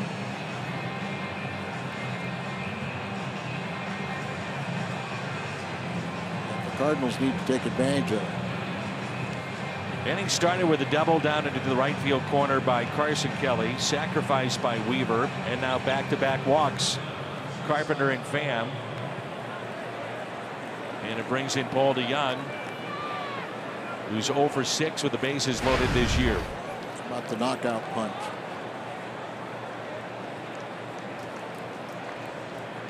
Reached on an error back in the third. DeYoung drills it into center field. 1 run is in. Here comes Carpenter. Paul DeYoung delivers with a single with the bases loaded.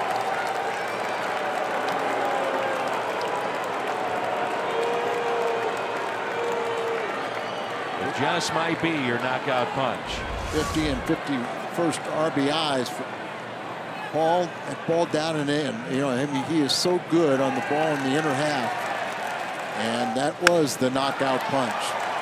Garza walked 5. He's only given up 4 hits.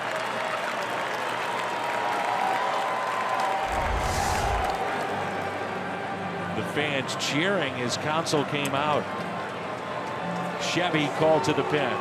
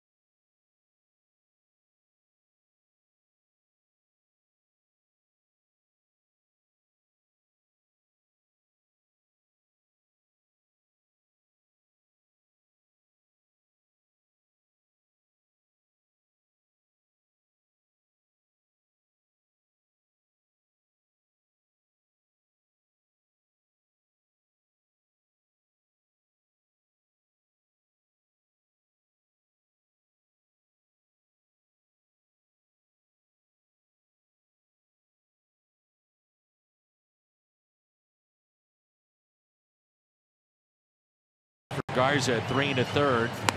Did that back earlier this month, August 8th at Minnesota. Carlos Torres, his 58th appearance. He's been used as a setup man, sometimes even to close.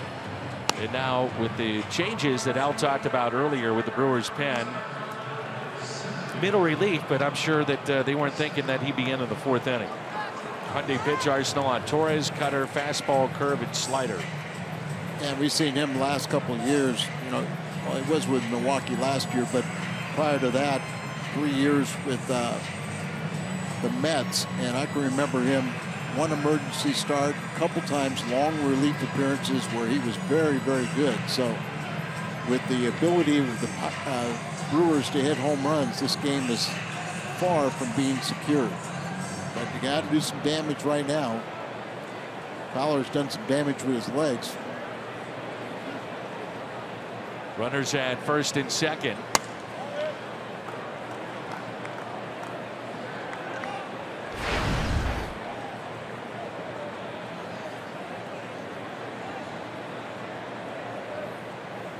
He struck out and also walked and scored. Runner goes from second. That's Tommy Pham, and he is out.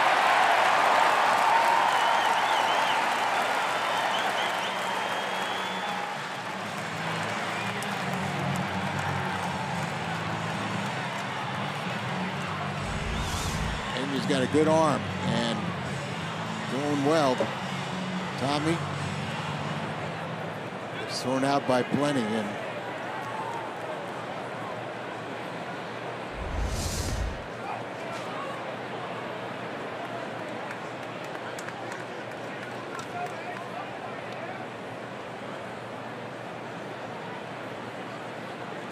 Two and one to count.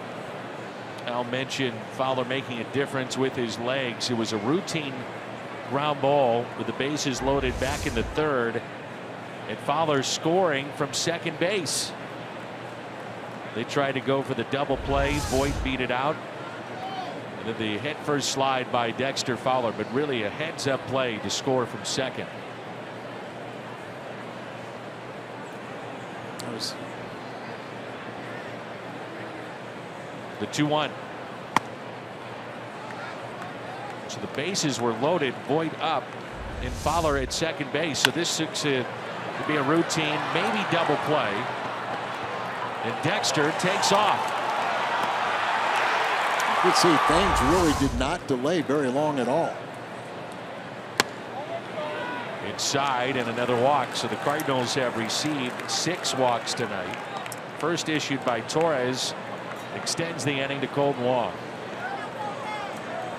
Would have been the bases loaded and just one out. Tommy Pham thrown out. It was the 18th base stealer thrown out by Pena in 51 attempts.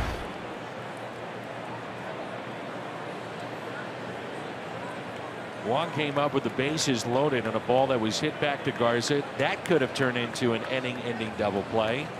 He committed an error. Everybody was safe, and a run came around to score.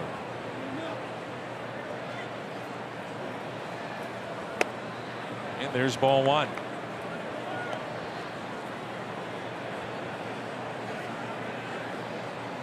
Number Torres, a lot of sliders.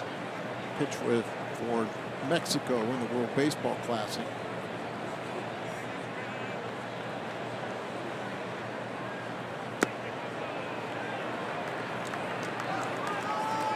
I quite remember him throwing this hard.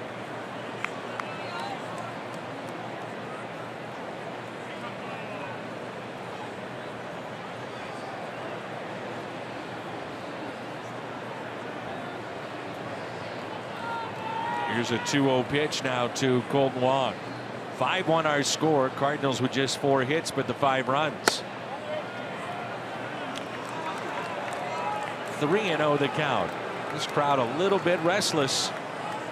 The Brewers returning home here tonight.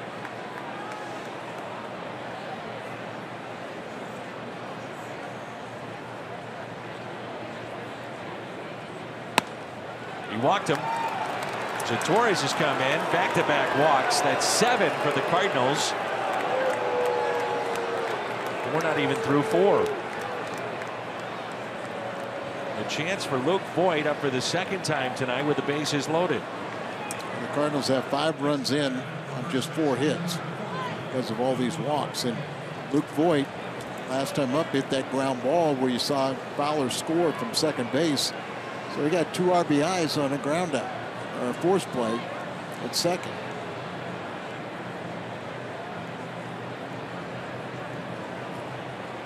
Don't have a night, huh? He's 0 for 5 with the bases loaded. First pitch taken low and outside.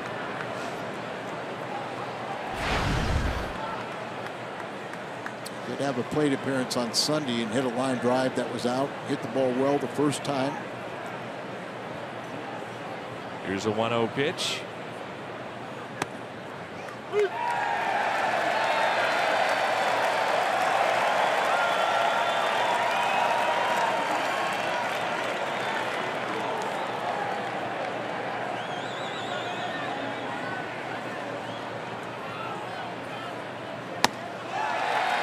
One and two.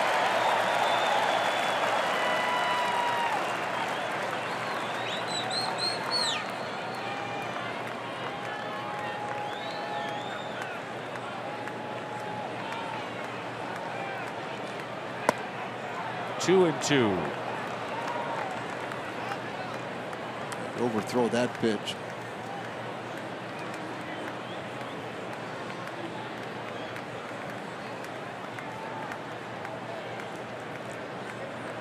Bases loaded. Time is called.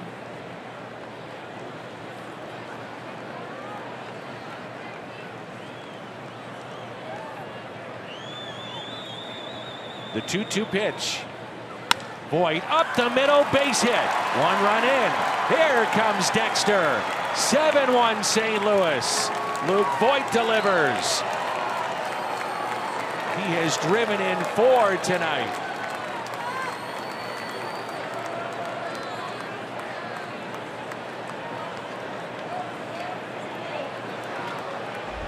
Dexter's been his best friend.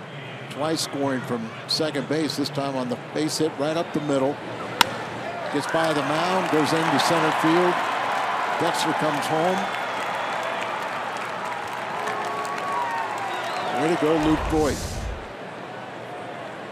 9th man to come to the dish is Randal Grichuk. He is 0 for 2. Every position player has been on base tonight with the exception of Grichuk. He's going to round the bases.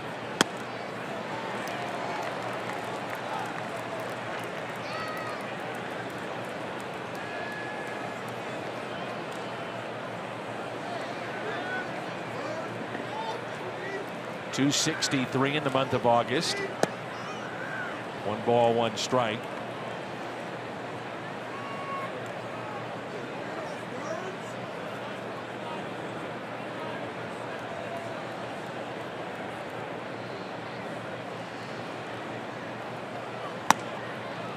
One and 2.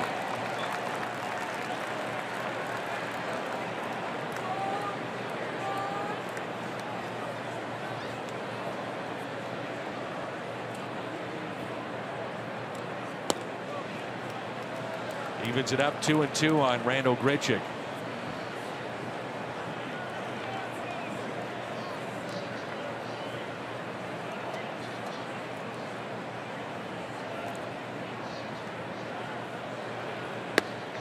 Three and 2. Inning started with a double by Carson Kelly. He's on deck. Cardinals have received 7 walks in this game, 4 of the 7 in this inning. In a 7-1 lead.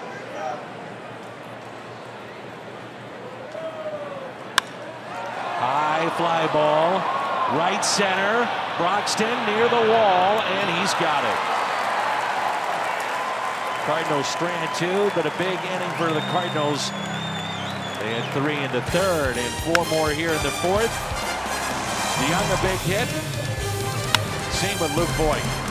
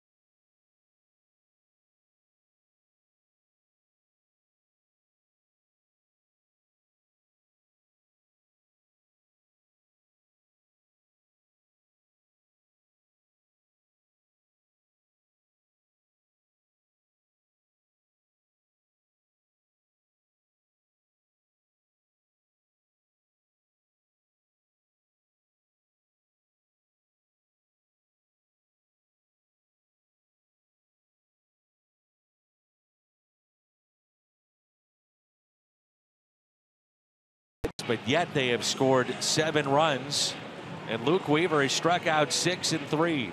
It's been a good combination so far. Let's check in with Jim Hayes, who has more on Luke Voigt. Yeah, Dan, hitting major league pitching isn't easy. Even more difficult for a young player just up from the minors, not getting regular at bats. That's where Luke Voigt found himself. Luke told me it's tough.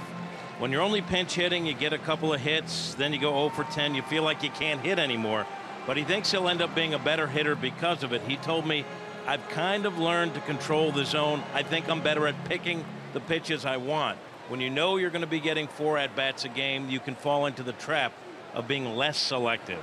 Dan, Luke's been a very capable pinch hitter, and he, as you point out, may be getting more at-bats in the upcoming games. It would be hard, Al, to consider to take him out of the lineup if he's producing at this type of clip. I'm not talking about 4 RBIs a night, but you know, giving you that threat of power, and you love to see that off the bench.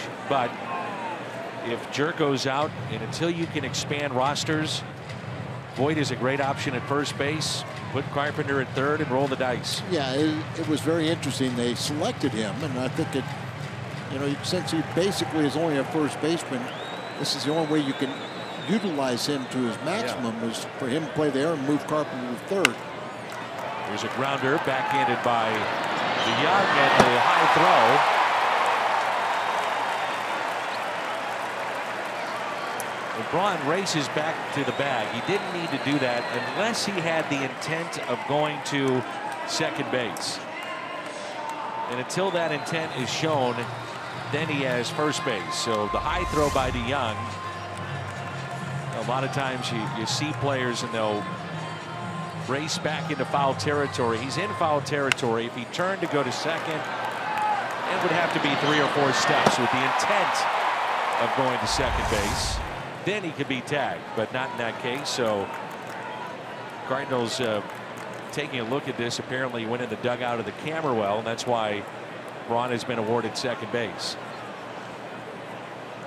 Just the 7th error for Paul DeYoung, and not all of those have been at shortstop. He's been very steady.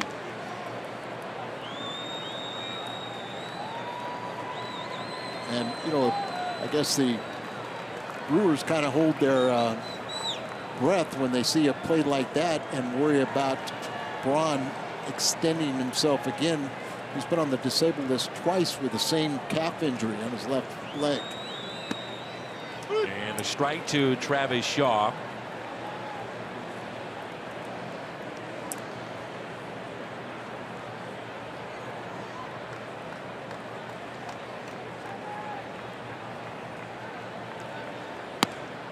Off-season deal. Red Sox to the Brewers for Shaw. For Tyler Thornburg, who has not pitched for Boston, and 2 minor leaguers. It is a one-sided steal for Milwaukee. He's hit 27 home runs, 83 RBIs, so you're absolutely right. In a funk right now. A swing and a miss. Strikeout number 7 for Weaver. Weaver's gotten him twice, but Shaw is just 6 for his last 36. Now, in defense of the Red Sox, they probably knew that Rafael Devers was coming. They maybe didn't anticipate him coming with such authority or even this year, but it kind of covers it up a little bit. Yeah, a little bit it covers it up, and it also explains why they ate, what, $48 million or something on Sandoval. And he's back with the Giants. It's hard to believe, isn't it? It's amazing. Never should have left an area that loved him, the Panda. We'll see him this week. Here's Domingo Santana, base hit to center, and he's 1 for 1. How about Luke Weaver? 7 strikeouts, and we're only in the 4th.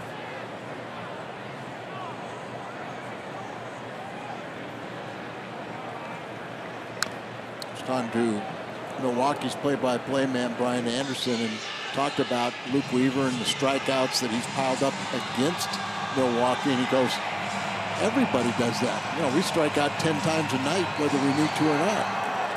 But Luke has been very impressive. Those are 2 good guys there, aren't they? Bill Schroeder there on the left, longtime catcher here in Milwaukee, and a part of the Brewers Wall of Fame. 1 ball and 2 strikes on Domingo Santana. Single his first time up. Runner at second is Ryan Braun. And the 1-2 pitch. I mentioned that, you know, the strikeouts are going to mount when you're facing Milwaukee, and they really have a hard time putting a big crooked number up on the board unless they hit a home run, because strikeouts really interrupt, you know, a rally. 2-2 in the dirt. Brewers hold an 8-6 advantage over the Cardinals in the season series coming into play tonight. They moved to the National League in 1998, and Craig Counsell's club has only won the season series 3 times against the Redbirds. Matter of fact, Mike Matheny has dominated Milwaukee, especially at this ballpark, since he was named manager in 2012. Last 4 years, they were 24-52 against the Cardinals.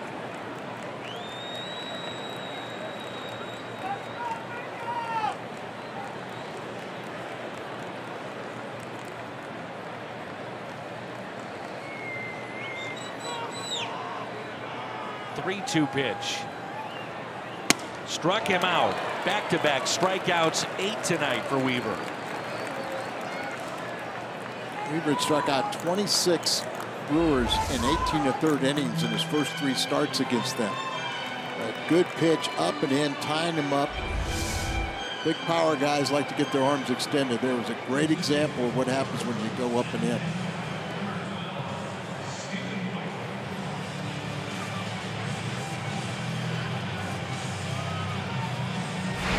I wonder if Pena looked like he might have hurt himself, his knee or something, and Stephen Boyd will hit here now for him.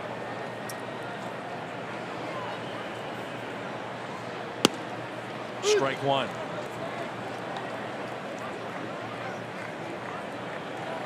Luke Voigt on the left, Stephen Vogt on the right.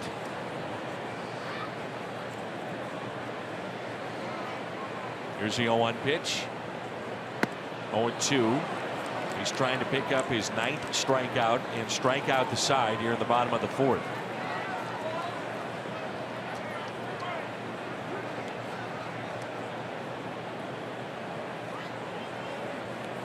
Dodgers and Diamondbacks later tonight. Arizona, key game in the wild card. Colorado leading their game 1-0. That's against Detroit in the bottom of the 2nd. They're in the bottom of the 4th. Pittsburgh and Chicago are scoreless.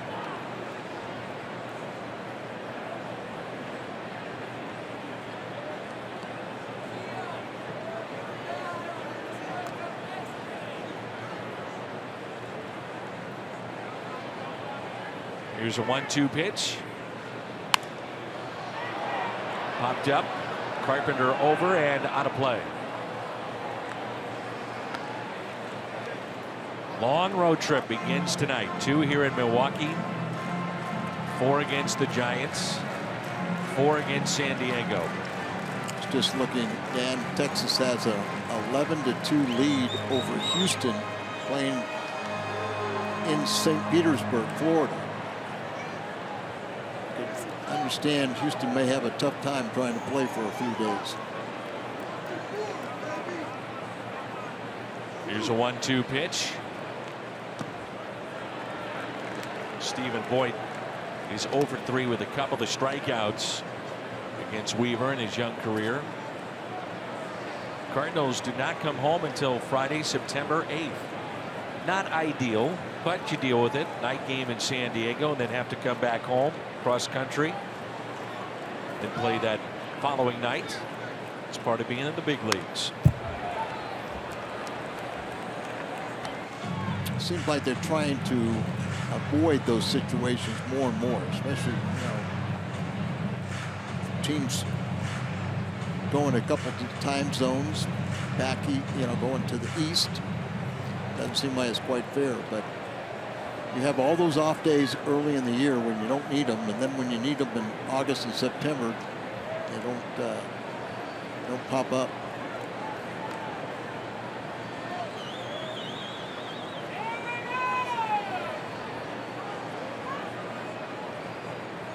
The 2-2 pitch with 2 outs and a runner at second.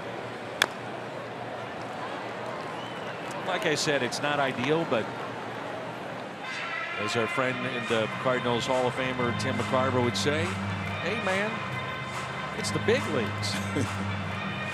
It is what it is. They'll put a little more twang on it. Congratulations to Tim and Big Mac and the family of Pepper Martin, all going into the Cardinals Hall of Fame over the weekend. Great celebration. Great for them, and congratulations to you, dude. Great job hosting again. It's a lot of fun.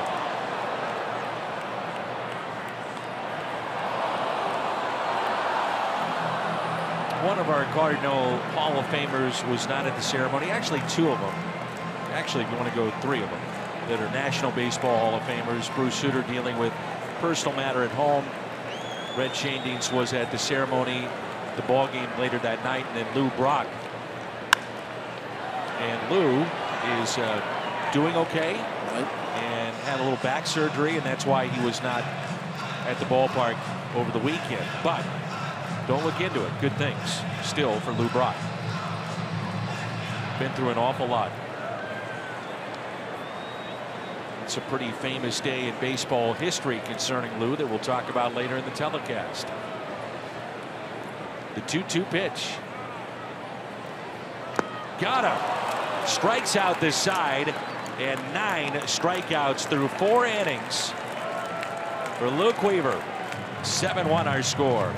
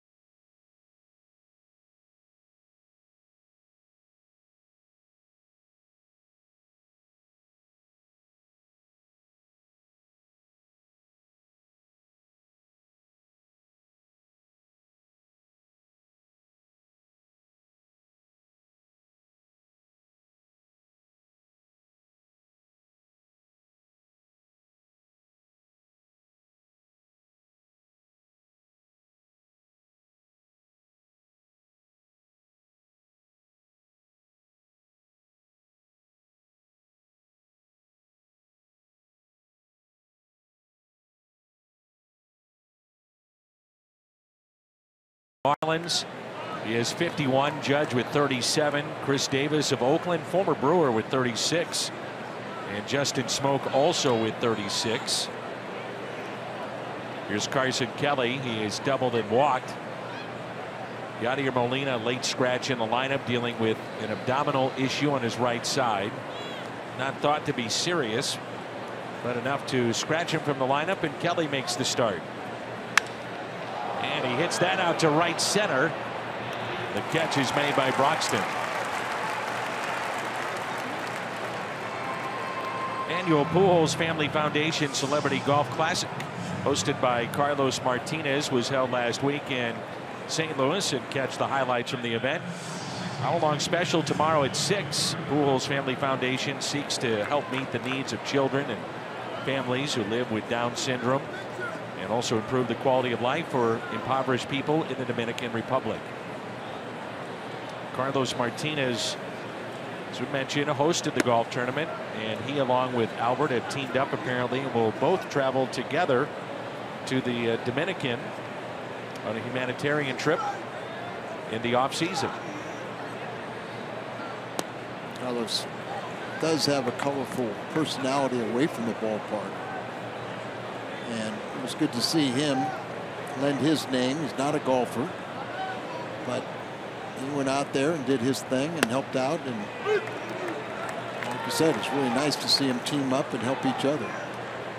Jim Hayes conducted an interview for that show tomorrow. Here's a 2-1 pitch with Carlos, and he understands English for the most part. It's tougher, a little bit tougher for him to speak it, but he did the interview in English, and as he's doing it, really got emotional about talking about his upbringing as Weaver picks up a base hit into right off the end of the bat, and really got emotional talking about why he's involved and the kids that he's trying to help out. Carlos has done just a remarkable job in making a difference in the community. So the base hit to right for Luke Weaver, and it brings in Carpenter.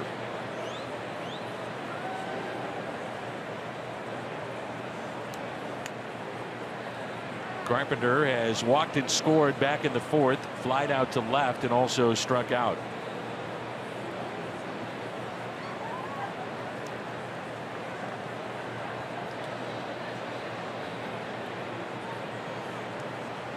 For Weaver, that's his second hit of the year. Man, Kansas City scored. How many innings was it? Consecutive 44, maybe 43? 43, maybe. I was going to say 50 some, but I think 43 is more like it. 43 innings, and I mean, they got a 2-0 lead, but it's in the at home in the fifth, so I don't know when it scored, but that's a lot of innings being shut out. 45, we're told. Any way you want to look at it, not a lot of offense. And you're trying to stay in a wild card race. That's well hit. How about 10 grand off the bat of Carpenter? He said earlier, for every home run he hits, $10,000 donated to those suffering in Texas. 10 grand from Carpenter, the Cardinals, and old Uncle Charlie, Adam Wainwright. All right, Matt Carpenter. I got 20 or 30,000 more to get tonight. But that's for the rest of the year. So let's hope he goes on a home run binge.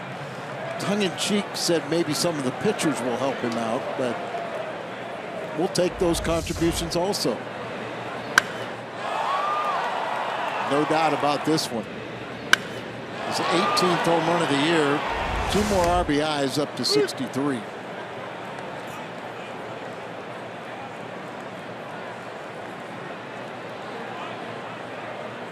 So 1 out, 9-1 our score, and the 0-1 pitch. Pham has doubled to left center. A base hit to center and a run scored, and walked and then was caught stealing back in the fourth. 9-1 our score. A strikeout of Tommy Pham. It's a slider I've been waiting to see. Yeah.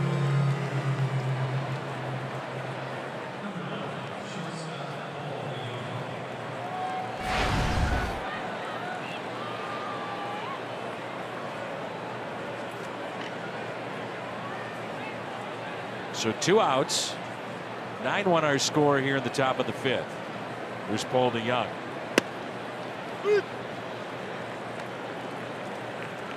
We have 100+ workers at our Fox Technical Operations Center in Woodlands, Texas. They came to the building on Friday. They've stayed there ever since, keeping our regional networks on the air throughout Hurricane Harvey and the aftermath. They're now in their 5th day. They have not left. Most have not been back to their own homes. They've been at our facility working, sleeping on cots. Basic necessities, for the most part, they have those, but clearly a very tough situation. We thank them for all their work.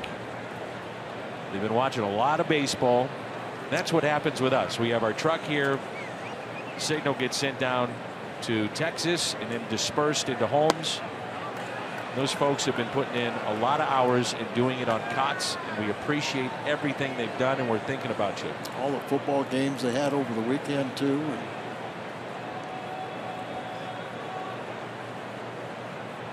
Hopefully all their families are safe and secure.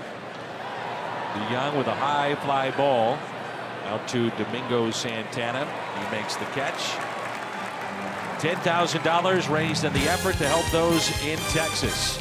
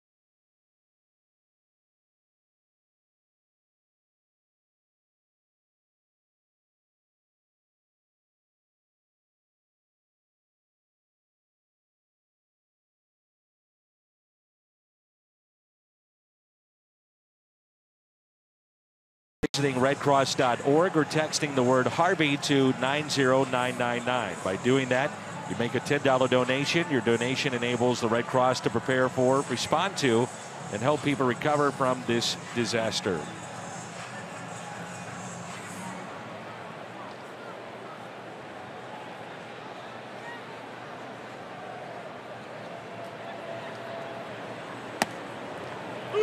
So for those of you that have just joined us, Matt Carpenter said on Twitter he would donate $10,000 from here on out for any home run that he hits to the relief efforts Hurricane Harvey. Right away, Adam Wainwright jumped in and said, I'll match. Cardinals have matched as well. So $30,000 raised with one swing of the bat. Checks I'm sure they're happy to write. Keep them coming. It's sharply to DeYoung. And he makes the play. Broxton retired, twice grounding out to short. There's one out here in the bottom of the fifth.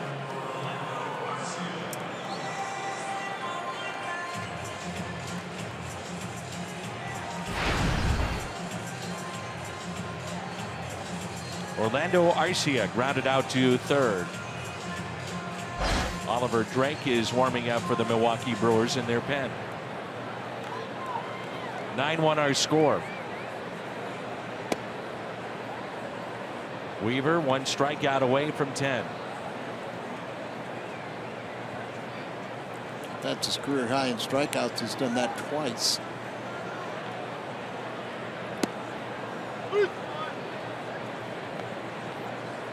It seems like with every time that he goes out there, he gets more confident. And as you mentioned, you know, you talk about picking. Picking sometimes is a lack of confidence. Wouldn't you agree? Yeah, and it's giving, not always, but it's giving hitters too much credit. Yeah, and it's a trap that a lot of young pitchers fall into. Or if you're warming up in the bullpen, you don't feel like you have your good stuff, so you think you've got to make perfect pitches, and you're always falling behind the count. We saw what happened with Garza tonight when he was walking people. Attack the strike zone, and the last couple starts for sure he's done that, and it's really made a difference.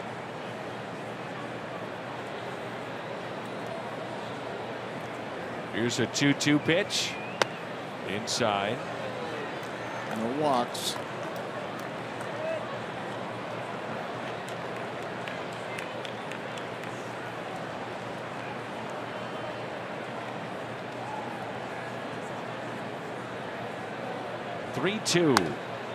Jonathan VR, switch hitter, was at the on deck circle.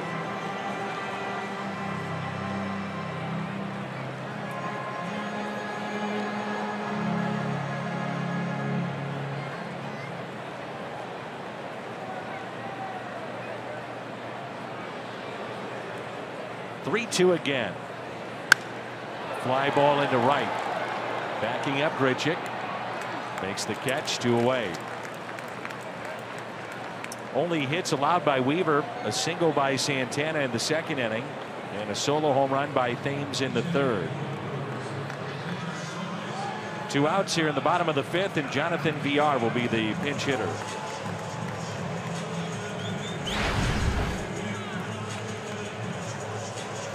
Kid's got some talent, but lost his starting job. That 227 average. 3 for 16 as a pinch hitter.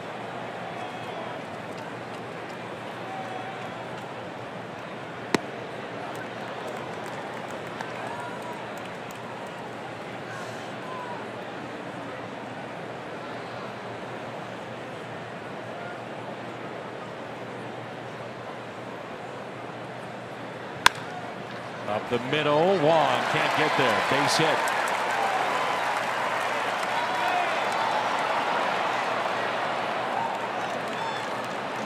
Really rounded that bag thinking 2, and then Fowler got it back in, and he had to scramble to get back to first.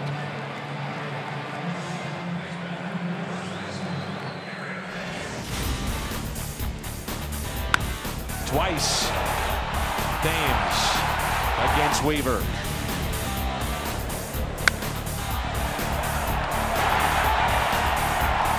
He's up to 28. 2 of the 28 off of Luke Weaver.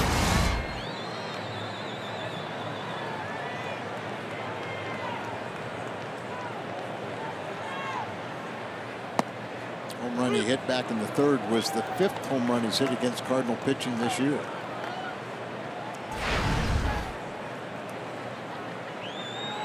Of course, we faced him early when he was on fire in April.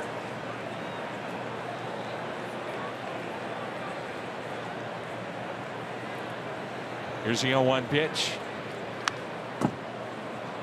0-2. Changeup got up a little bit there, and he had a good rip at it.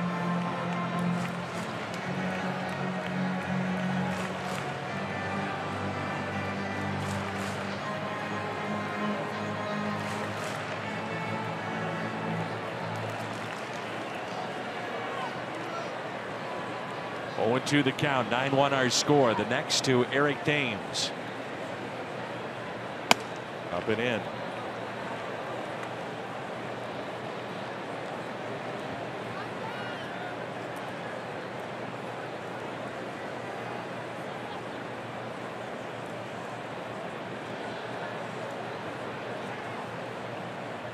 Here's a 1-2. Kept in front. 2 balls and 2 strikes.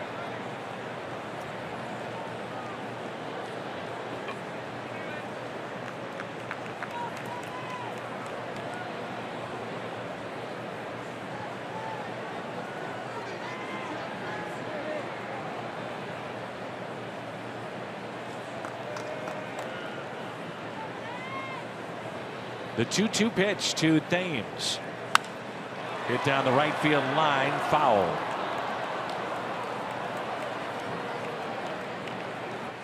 Carson out to talk to Weaver.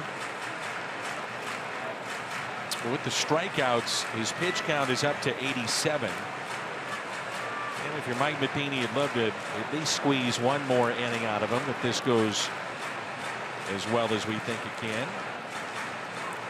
That's my bugaboo. It's got to go at least 6. When you have starters that only go 5 innings, you put too much burden on the bullpen.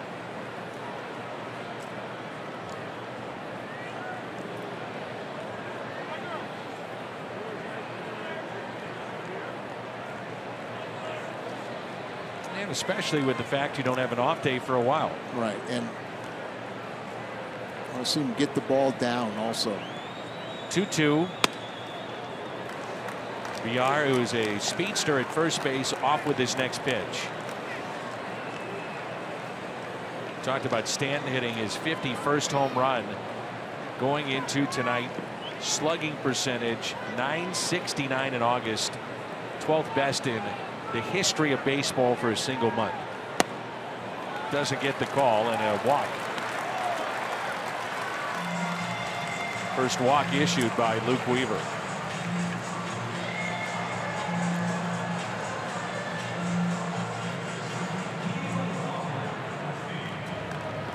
So runners at first and second. And Neil Walker, the switch hitter, digs in. He struck out twice.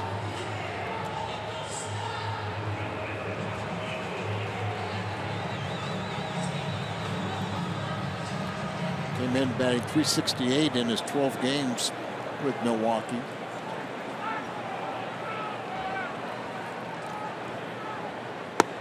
And a pitch taken inside. Young pitcher. Much as some may not like it, you do take a look in this day and age of baseball at pitch counts. He's at 90. 1 ball, 1 strike.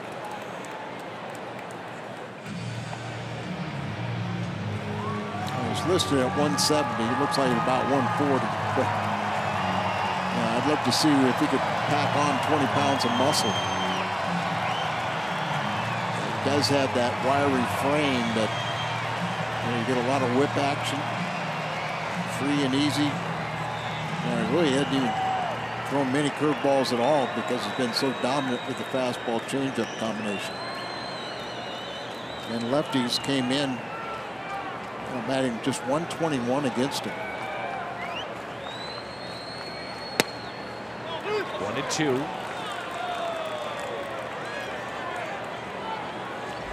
Walker's reaction, like he didn't like this location.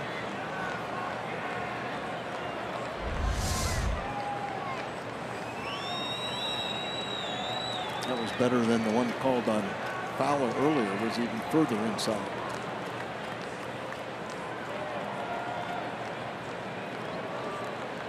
Here's a 1-2. Got him. Strikeout number 10 of the night for Luke Weaver.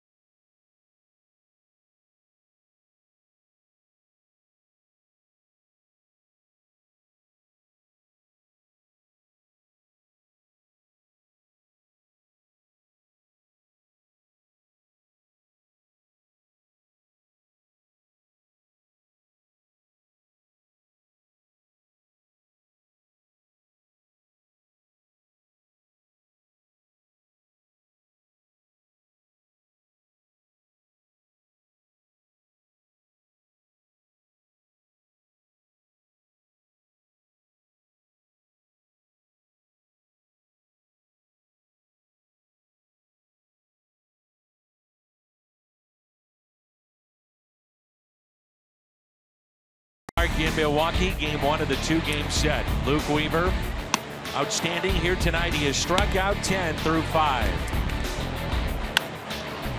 How about this play from Dexter Fowler? One of the best base running plays of the year, scoring from second on a fielder's choice at second base. And Matt Carpenter, one swing and money raised for those in Texas.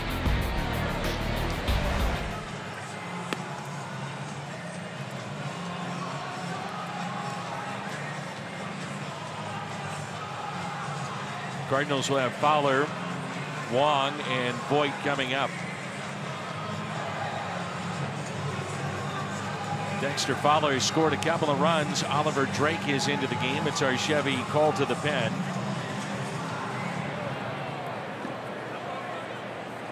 Right-hander is in. Start playing here in the 6th. Matt Garza went 3 1/3, the starter tonight. Numbers for Drake with Baltimore and Milwaukee. Fowler, first pitch, and a base hit into right field.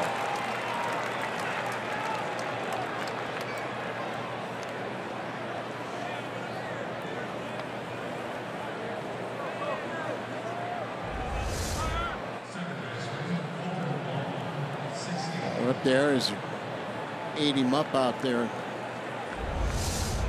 That VR stayed in the game. Here's Colton Wong, reached on an air with the bases loaded, big play in this game, and also walked, flied out to left. Wong came up, bases loaded. Garza still on the mound. Little comebacker to him. Could have been an inning-ending double play, and it turned into a run and nobody out. It's 1 for 2, by the way, against this right-hander.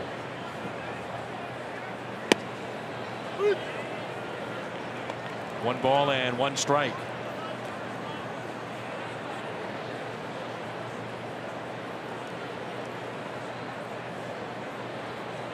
There were 2 potential double plays that could have been turned in that big inning for the Cardinals, and it's a foul ball.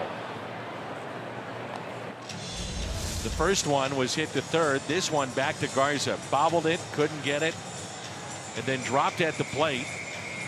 And Pham had scored. Nobody was out. And then after that was the ground ball that was hit with the bases loaded to short. They tried to turn a double play, and one run came in to score, and then Fowler would follow that heads up base running. Fowler, they're playing behind him at first base with a 9-1 score, and Wong chops it slowly towards Thames. To Drake for the out. Well, Drake has enjoyed pitching against the Cardinals. Oliver Drake has 3 wins on the year, 2 of them against the Cardinals, and he got his first major league save against St. Louis this year. He was acquired from Baltimore on April 13th in exchange for a player to be named later, or cash. Brewers made a lot of deals going into this season. Talked about Travis Shaw being a big one. They signed Eric Thames. Drake also added from Baltimore. They've got Neil Walker, Jeremy Jeffress, his 3rd time here in Milwaukee. Anthony Swarzak came over from the White Sox, and Oliver Drake. Swarzak has been their primary setup man, their all-star closer.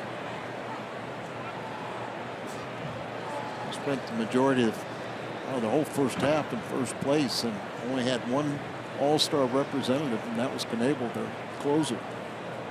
And there was no doubt he was worthy. Big night for Luke Voigt. First time he's ever faced Drake. He's got 4 RBIs tonight. Twice he has come up with the bases loaded.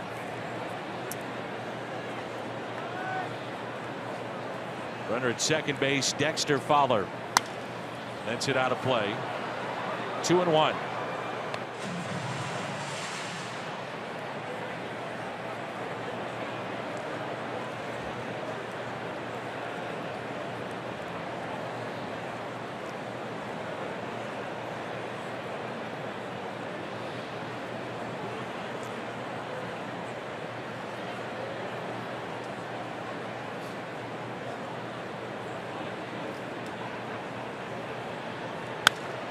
Two and two.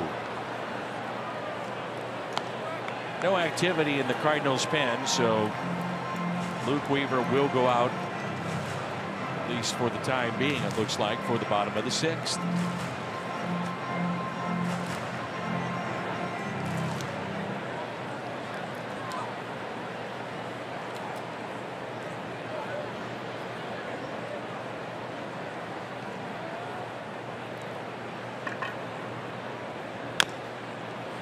Foul ball. Oliver Drake's another Academy grad, Annapolis.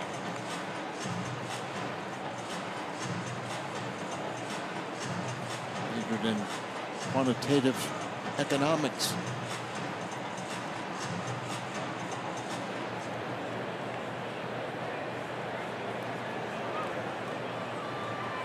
Two and two the count. Big gap in left center.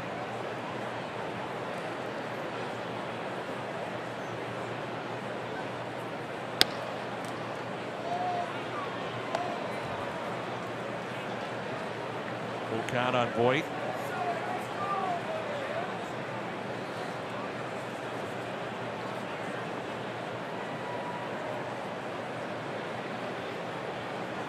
Runner at second, Dexter Fowler.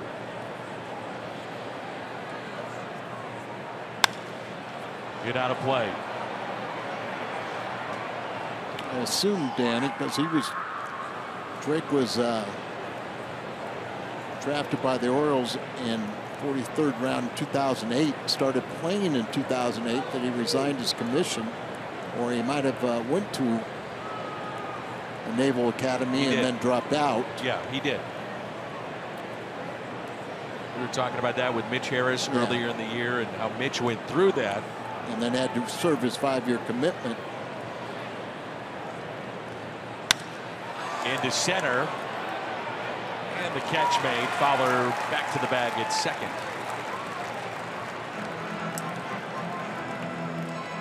Join us at the ballpark Saturday, September 9th. Watch the Cardinals and Pirates. 30,000 fans, 16 and older, take home a Cardinals zip pullover. Presented by the Shane Company. Tickets at cardinals.com/promotions. He's got a very good split finger win right, and he'll throw that an awful lot. Well, you can see the way he delivers the ball. If he can throw that split finger right over the top and really hides it well. He's 6'4", but it seems like he's a lot taller than that. But coming right over the top, that little short arm, and I'm sure that's very deceptive. First time you're facing. See the split grip.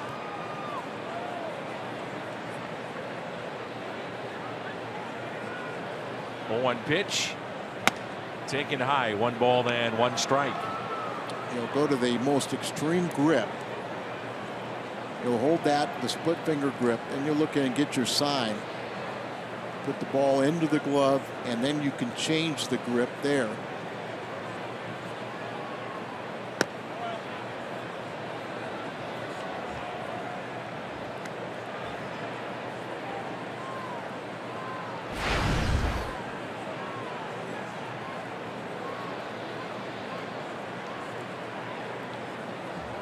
Grichuk quiet tonight, 0 for 3, the only position player that has not reached base for the Cardinals. Gear up for that splitter, and then all of a sudden you get that fastball. Looks a lot harder than it really is. A lot harder. And then, like I said, too, he kind of hides the ball well and short arms it, so you don't pick it up until it's already upon you. Here's a 2-2. Taken high.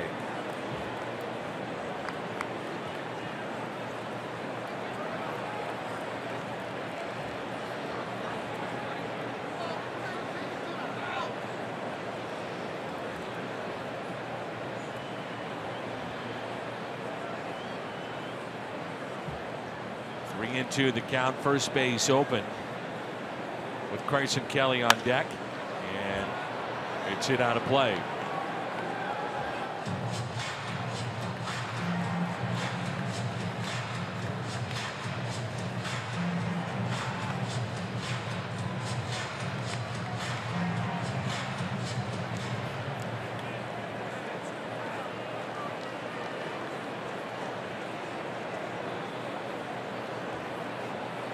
Runner at second, Fowler, all kinds of room on the right side. And Grichuk skies one into shallow left. Braun with the catch. Head to the bottom of the 6th. All St. Louis here tonight.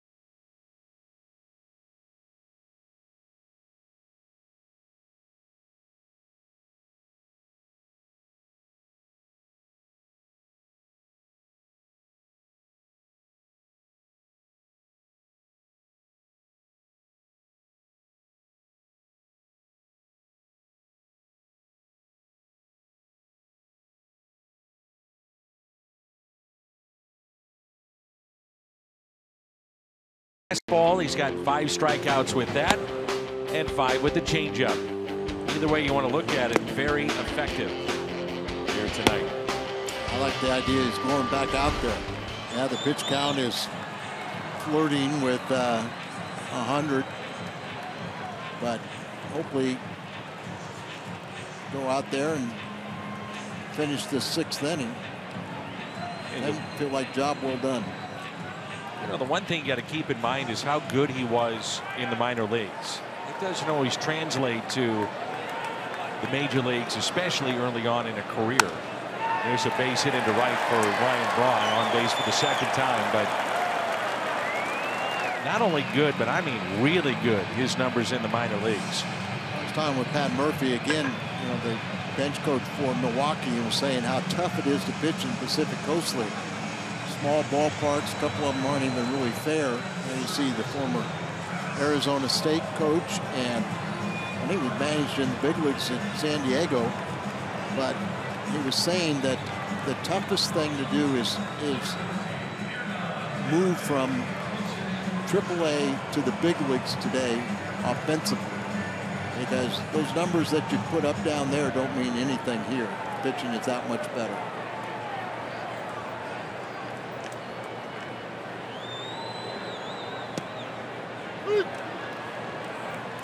Pat Murphy also was a coach of Craig Counsell when he was coming through college, head coach at Notre Dame. And then when teams that Craig was a part of would train out in Arizona for spring training, Pat was the head coach at Arizona State. He would stay with Pat. So those two have known each other a long time. 0-2 the count on the batter Hernan Perez, hitting in place of Travis Shaw. Double play ball. DeYoung to second. Wong the turn. And out at first. It's a double play. The first turned by the Cardinals tonight. Boy, that's a big one right there. Had gotten up in the Cardinal bullpen. See, 97 pitches, but he can get through 6 innings, right at 100 pitches. And Mike can, you know, make the decision whether or not to replace him. More than likely he would. But hopefully, when you pitch a game like this, and it ended on a strikeout, be a new career high for him, number 11. Swing and a miss by Santana. 1 for 2 tonight. Changeup has been very good, as well as that fastball. And he's going to need that curveball at times, but base hit out to left.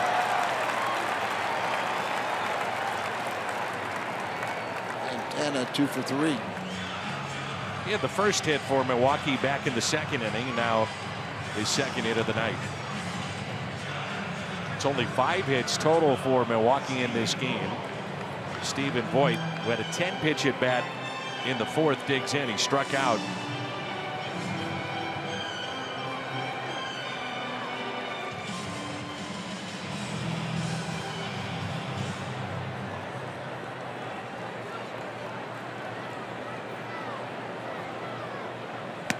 That pitch taken high.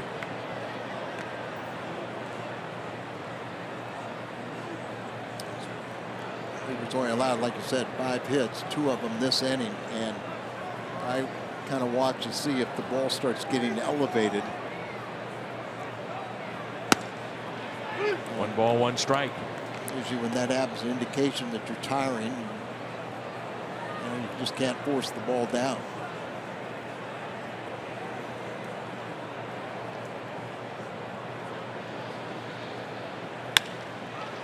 Wong can't get there. Base hit into right center. Cardinals trying to squeeze 1 more out of Luke Weaver, and he probably has 1 more batter, if that.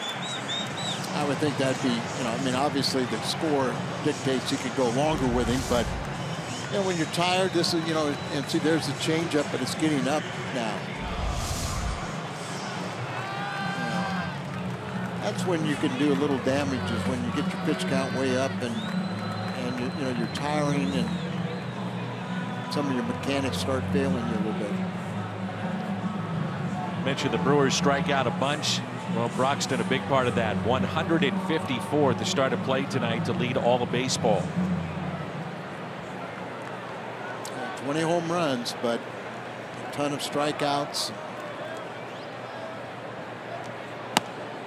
Even sent him down for a little 7-game trial at AAA.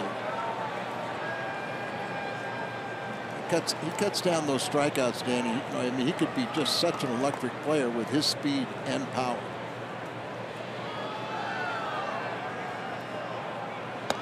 Remember, he used to hold his hands a lot higher than he dropped them. Had great success with that. It was initially, but it was a long period where he was having success, but still the strikeouts mounting.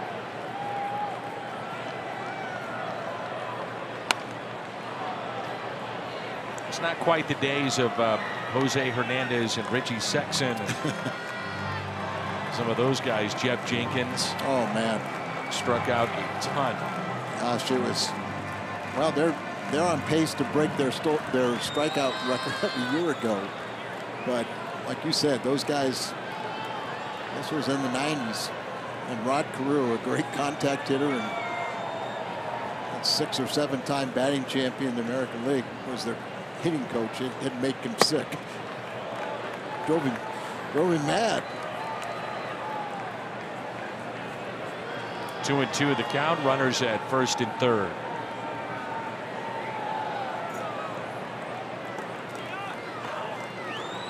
Can he end it with the strikeout?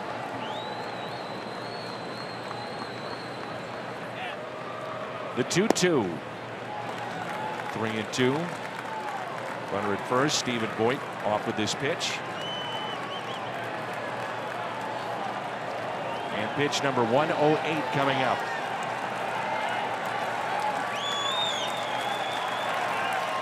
The 3-2 pitch. Ground ball left side. Diving stop by Carpenter to first and not in time. Infield hit. Run scores to make it 9-2. 4 hits in the inning, 3 consecutive for Milwaukee. And it's runners at first and second. And that's what we talk about. Broxton cuts down on the strikeouts, puts the ball in play with his electric speed. You know, Carpenter's got to cut it off. Probably, if that ball would have gotten by him and gotten all the way to DeYoung, he probably was going to beat it out either way. So it was the only chance they had, and picks up an RBI, number 49. One more batter. Orlando Arcia.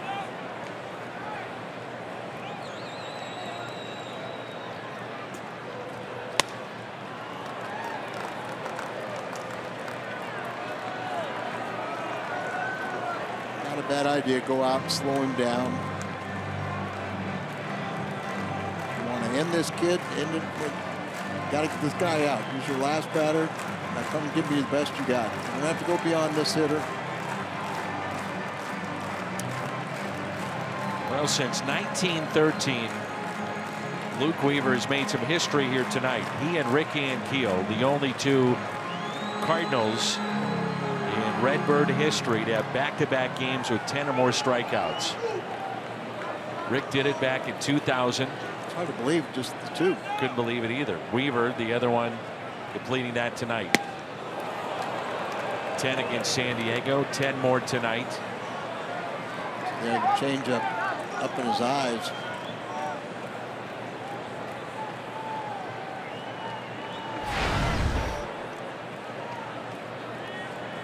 Rick did it on July 21st and 27th of 2000.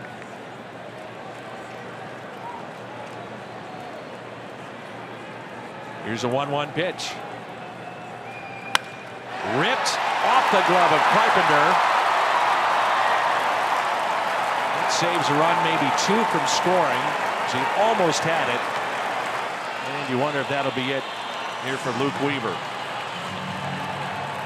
Now you do have a switch hitting VR coming up. Do you want O to face him hitting from the left side? Or do you take your chances with Weaver on fumes and send him from the other side, on the left side? Here's that just rocket. Got a glove on it, but couldn't haul it down. It appears that he will not. Mike's making the slow walk out. So VR, who pinch hit back in the 5th inning, stayed in the game to play second. Looks like O will face him. Or they got a lefty up real quick. Are they going to? Is that probably Duke? Yeah. Zach Duke throwing. So 8 hits given up by Weaver, with 5 of those coming in this inning. 4 consecutive.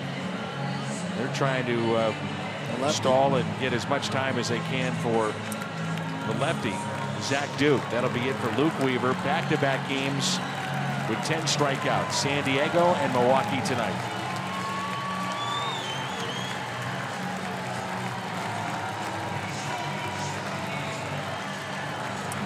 Chevy called to the pen. Zach Duke coming on with the bases loaded when we come back.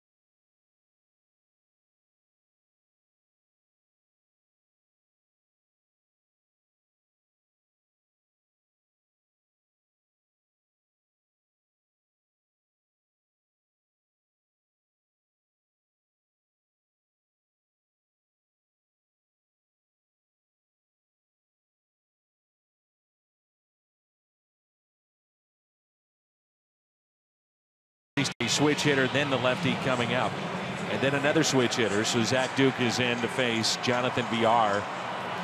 15th appearance for Zach Duke. Very good against the lefties.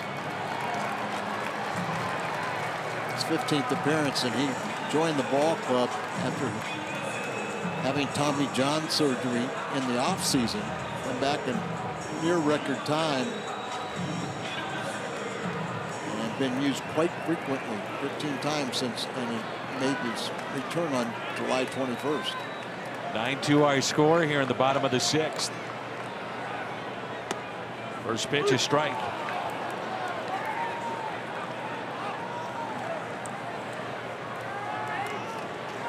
Five hits in the inning, 4 consecutive for the Brewers. Here's the 0-1 pitch to Villar. Old foul. Villar 0 for 8 with the bases loaded this year. The Brewers, though, by the way, have 4 grand slams hit here in 2017. Villar, playing right-handed, is a 190 hitter, and has got one of his 9 home runs from the right side.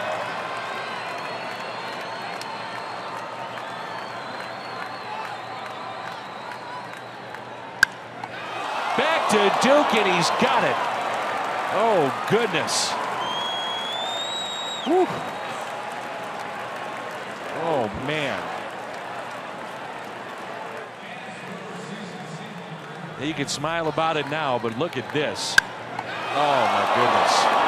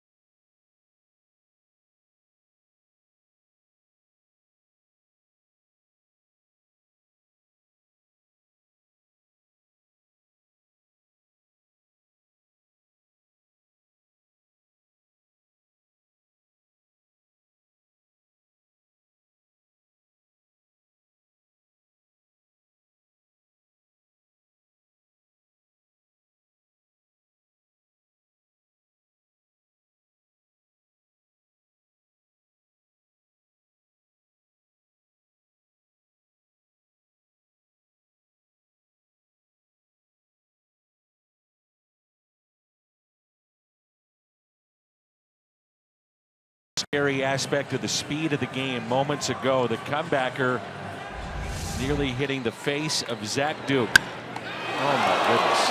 Dan, there are times you'll throw a pitch and you see it and can't react quick enough. Other times you don't see it and somehow you get your glove up and protect yourself.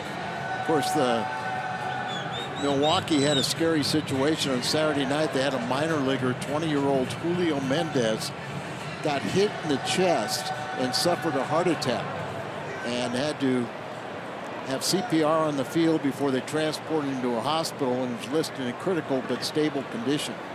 And apparently it was a young female trainer, first-year trainer at that, had that ball club, and said she did a great job. But how scary is that? Read that over the weekend. Man, oh man. Here's Carson Kelly, who has walked in, doubled into the corner, and scored. Gateway Honda home run inning. Cardinals hit a home run. The Gateway Honda dealers donate $1,000 to the Make-A-Wish Foundation of Missouri. That was 96 miles per hour off the bat. Coming back at Zach Duke. Greg Garcia, who had 3 hits on Sunday playing third base for the injured Jerko. He's going to pinch hit for Duke. Ground ball, right side, base hit. Carson Kelly. So a 2-hit night, on base for the 3rd time. Good for Carson. Had VR, the second baseman, up the middle, and he just shot it through vacated second base area. Greg Garcia. Will come in and pitch. It's a short bench for the Cardinals. You would assume Molina is unavailable with his abdominal issue. I would imagine, though, if pressed into emergency action, he could play. They're using Carson Kelly in the starting lineup. You've got Biscotti and now using Greg Garcia.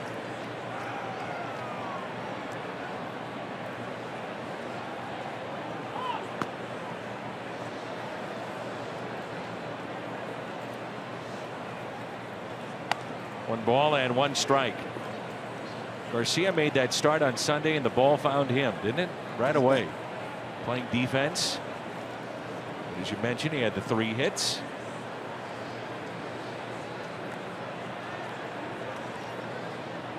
You could see a scenario with Jerko out. When rosters are expanded, you could activate Jerko and say, look, even if he can't run, we should be covered to allow him to pinch hit and do some damage off the bench. Get that big swing, get that big at bat. Take it easy with the hamstring. If you have to just jog down to first base, do it. But then you could use a pinch runner. That's something to think about with expanded rosters. Possible. I know Jed is going to try and do as much baseball activity as he can while trying to protect the hamstring. Old foul, 3-2. You get to this late in the season, you just, you roll the dice. Well, you hope you're in a situation where it's that meaningful that you would have to do something sort of extreme. Chicago does have a 3-1 lead over Pittsburgh tonight. Garcia lines it towards second. It is caught. Yeah, he tried to kind of drop it, try to get the double play, but umpires were on top of it and called the catch. So he's got to play it into a short hop. Yeah, well, you watch him. He catches it, and then he tries to drop it for the short hop. I mean, prior to catching right. it. Yeah, prior Maybe to just back up just a little bit, let it hit the ground. Remember, on turf, everybody would say, let the ball drop, but you're a little afraid that it would bounce over your head or something. A little easier to do it on the dirt and the grass. So the soft liner is caught. Home run by Carpenter back in the 5th, a 2-run homer.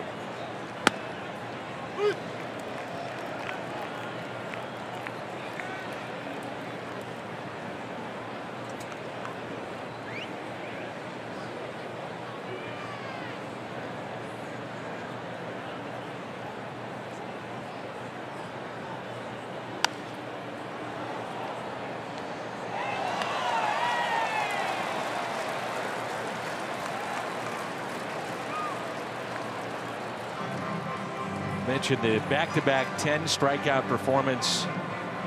San Diego and tonight. First time for a Cardinal rookie since 2000 and Rick Ankiel for Luke Weaver. He's also added his name to another historic list, and there's a swing and a miss. Second Cardinal with 3 games, 10 or more strikeouts in their first 16 career games. Remember, that also counts for Weaver working out of the pen, but Alan Bennis did that in 95 and 96. I say it all the time, it might have been with Alan Bennis, who was just a phenom when he first came up. Yeah, a lot of what could he have done? Great arm, great young mind, and yet those, I mean, it would have been Tommy John, but his was the shoulder, and numerous operations, and just never quite the same. Swing and a miss by Tommy Pham.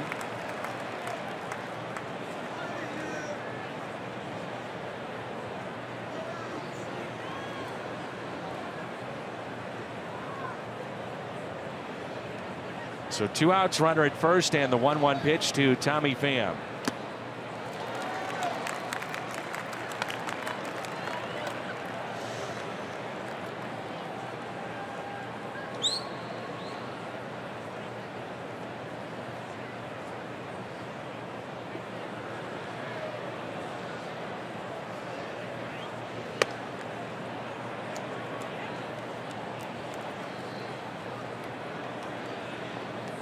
Double left center, single to center, scored in the 3rd, walked, and then was caught stealing in the 4th, struck out in the 5th.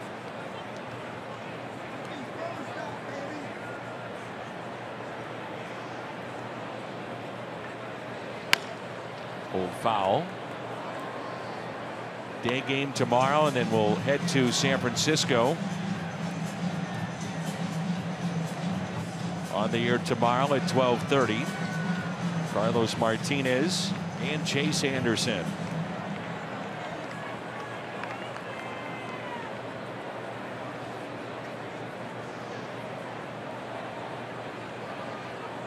And the next to Tommy Pham. In the dirt. 2-2.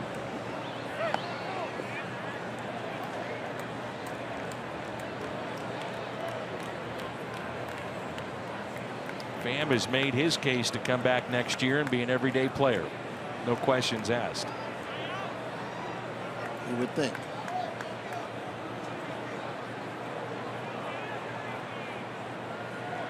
Runner goes on the 3-2, taken inside, and Pham is on base for the 4th time tonight.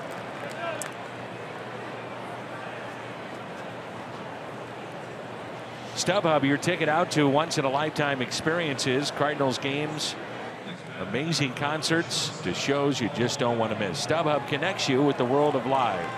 StubHub, your ticket out. StubHub, the official fan-to-fan ticket marketplace of your St. Louis Cardinals. The Cardinals get to postseason play or not this year, the offseason. It's going to be fascinating.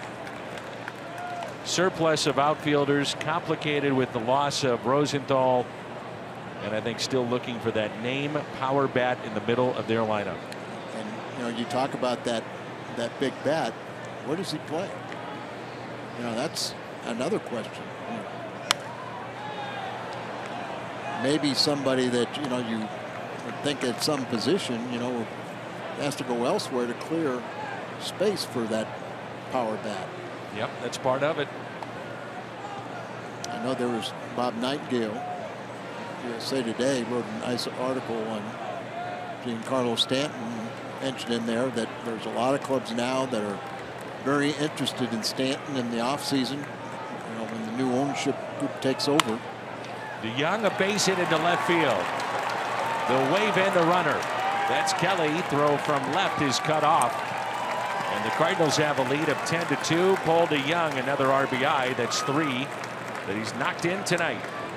3 for Paulie D. 4 for Luke Voigt. All up and just pulls it through on the left side and goes on. Think about what you're saying there, Al. I mean, here's a couple of guys, Voit, DeYoung, and we're in late August in a pennant race.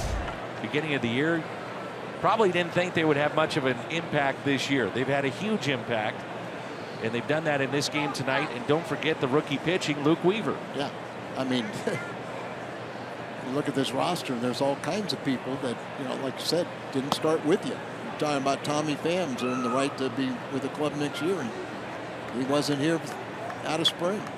Missed the first month this season.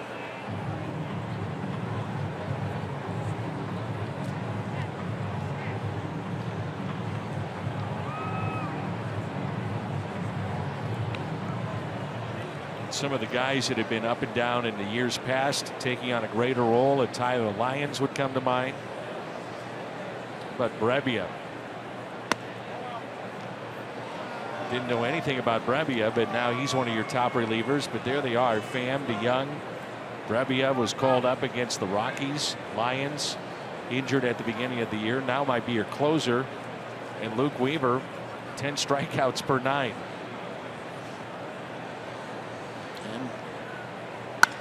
Up the middle, hit sharply, and Fowler retired, so the Cardinals strand a couple. It's a famous date in baseball history. Lou Brock, we hope you're watching. We're going to talk about you when we come back.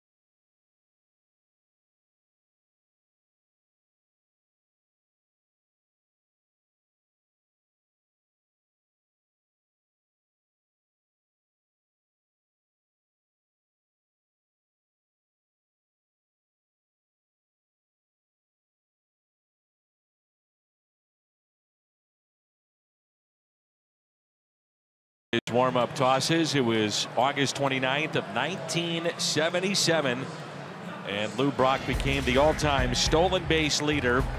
Swiped 2 bags against the Padres, 892 and 893, breaking Tykov's record.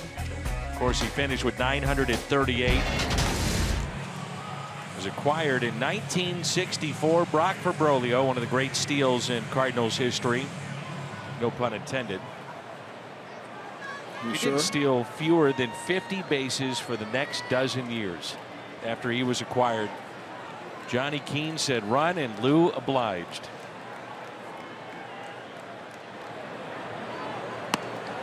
I was with Lou for quite a few of those years, and 600 or 700 steals, something like that. But you know, he would only steal third base a handful of times.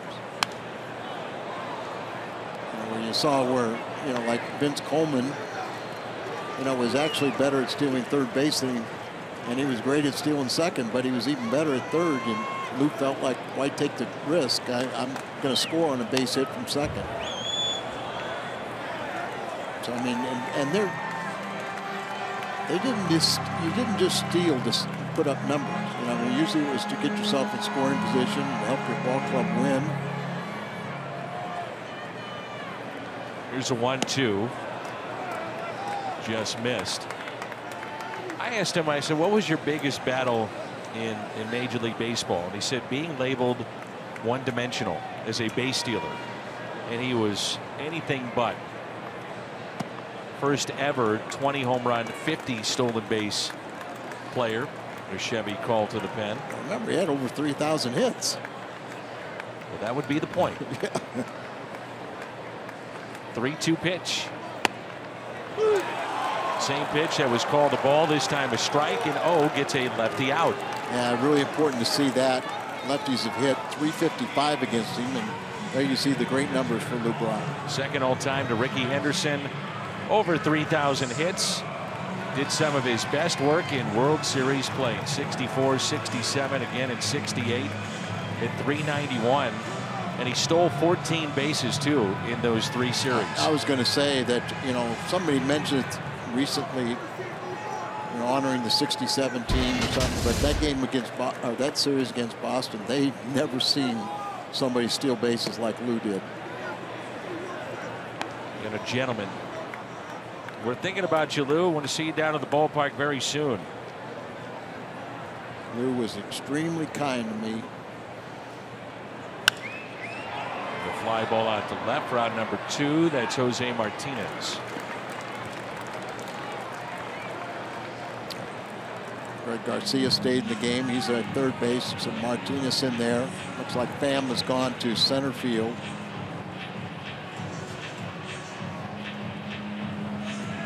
You know, what's interesting is that in the 64 World Series against the Yankees, he did not have a stolen base. In 67 against the Red Sox, he had 7. And then the following year against Detroit in the World Series, he had 7.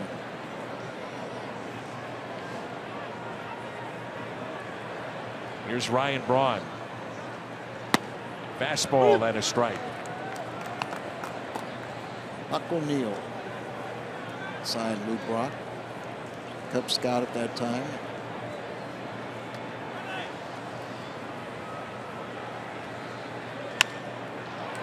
And a line out to short. Oh, a 1-2-3 inning.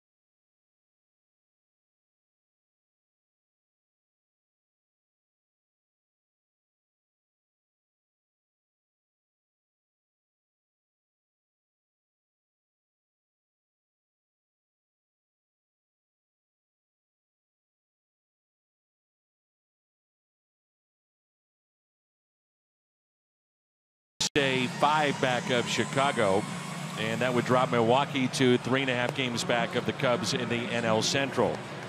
Still a ways to go. Our Chevy called to the pen. Jeremy Jeffress, 3rd time that he's been with the Milwaukee Brewers. He was part of the Lucroy deal a season ago that sent him to Texas. Lucroy now with Colorado. Jeffress back with Milwaukee. He's been a closer at times, hard thrower for the Brewers. 10-2 our score. And the Cardinals are trying to make a winner out of Luke Weaver and get him to 3-1. Colton Wong will lead it off, followed by Luke Voigt. He's got a 10-game hitting streak on the line. Go back to that third inning. Cardinals picked up 3 runs. They had 1 hit as the Brewers committed 2 errors, costly errors. Sometimes you can get away with it, but not that inning.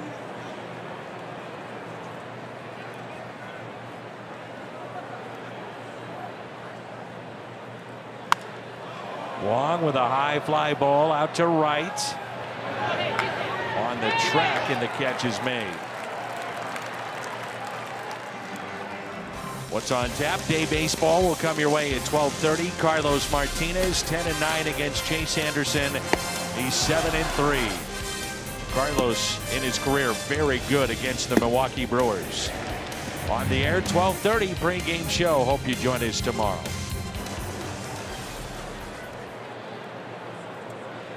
Four RBI night for Luke Voigt. Twice has fly to center. Rounded into a fielder's choice that turned into 2 RBIs. The slider for strike 1, then came up with the bases loaded in the 4th. The base hit to center, and that scored 2.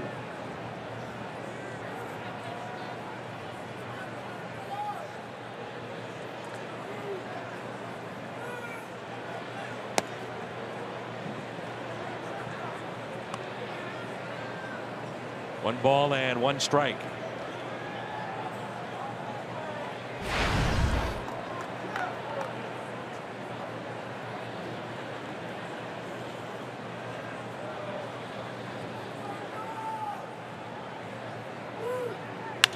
Voigt base hit into center.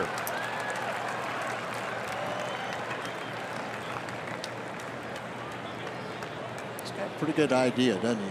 He makes contact. Done a nice job, and a very difficult for, primarily pinch hitting.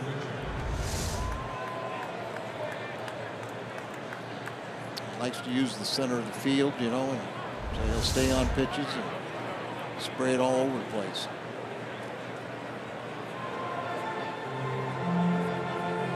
We're talking to the catcher, Voigt, who took over from Pena, who seemed to be injured or at least dealing with a knee issue. And he didn't know, wasn't looking, but I don't know if a backswing clipped him or not.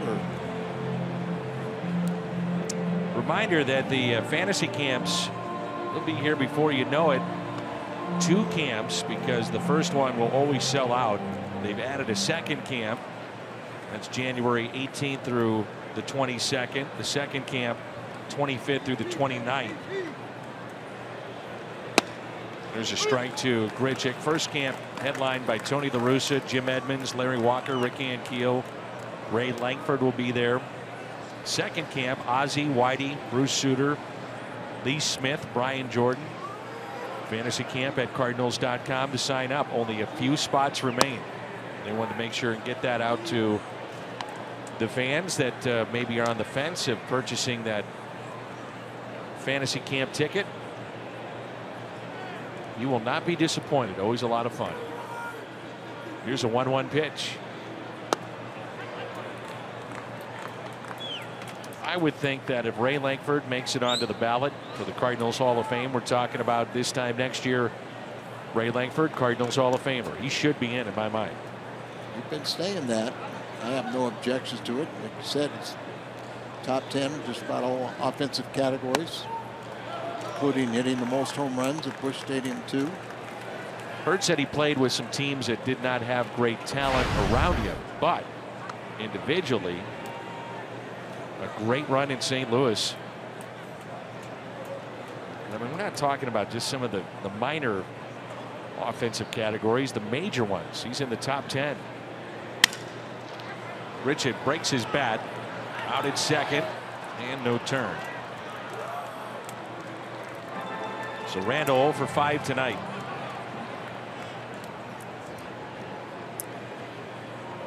I think there needs to be a harder look at Jason Isringhausen, the all-time saves leader in Cardinals history, as he closed out the National League Championship Series in 2004. Danny, it's such a great idea, the Cardinal ownership having the Cardinals Hall of Fame. It's just they've taken so many years to do it that there are so many worthy candidates. I'm sure all of them will eventually get in. Then you got to look at some of the guys that had short but dynamic runs in Cardinal history. Vince Coleman. What about David Freese, known for one of the great moments ever in Cardinals history? Saved the World Series for him. Now you have to have a minimum of what, 3 years, 4 years? I thought it was 3, but I can check.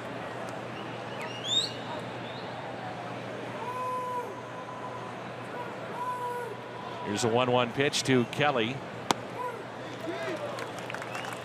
Big happy birthday to Pam Krager, celebrating her birthday today. Wanting to see Carson Kelly pick up his 3rd hit of the night. So she's a big Dan McLaughlin fan. No, I'm sure. That means she doesn't like me, Al, because you're throwing it out there. You're lying about it. I'll prove it to you.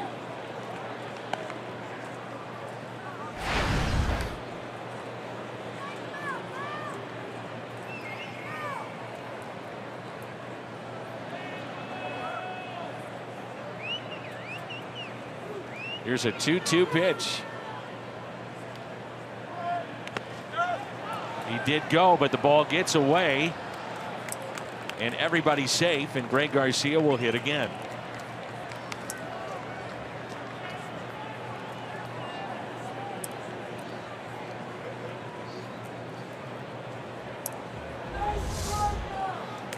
See if this doesn't clip a knee, maybe down around the ankle. Gets away. It's strike 3, but it reaches base on the wild pitch and it extended. Vince Coleman had 6 years with the Cardinals at the Major League level, and he had 549 steals. I was going to say he was here long enough for he'll be eligible. Just determining the ballot is tough enough, isn't it? I think what's going to happen is that as the years go on and you get some of the obvious choices out of the way, then you'll see maybe the players like Vince and some of the others get that chance. But because it's in its infancy stages, you got to get the obvious ones through that aren't baseball Hall of Famers. But after that, then you start really digging into some of the numbers of other players. All right. I think it's great. I think the debate is great too. People are talking about Cardinals baseball, and that's what you want. People are interested in this. There are heated debates over Ray Langford. To me, it's really. Oh yeah. Behind closed doors, you bet. I think it's a no-brainer.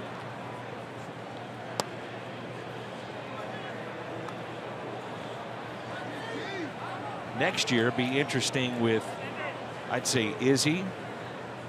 This is just off the top of my head, but Keith Hernandez, great run in Cardinals history. MVP, Silver Slugger, won a world championship. Scott Rowland would be another one. Dominated the third base position for a while with the Cardinals. 2-1 pitch. Slapped the other way, but caught at third. 10-2 our score.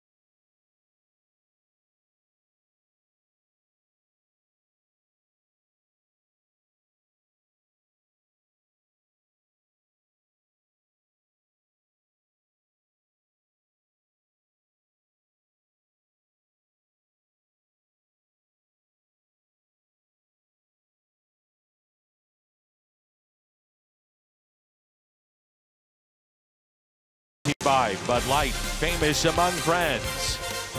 And by Ford, the official cars and trucks of the St. Louis Cardinals. Turned out to be a gorgeous night here at Miller Park in Milwaukee. Glad that you're with us. Fred Cecil is in for the Cardinals.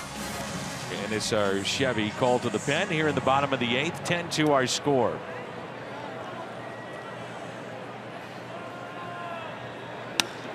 First pitch, fly ball, left center, and it is caught. Tommy Pham in center. Nice play by Tommy. He had an outstanding catch Sunday afternoon in left field, ranging far to his left. And at that time, a game-saving catch, and Tommy in center here. Nice play. And almost looked like he thought he was up against the wall as he jumped right there, and then a little short of it, but he had a long run. Good chance for, I saw O had a very efficient inning. Now Cecil comes out there and get an opportunity to really, work on things, get yourself back into a groove.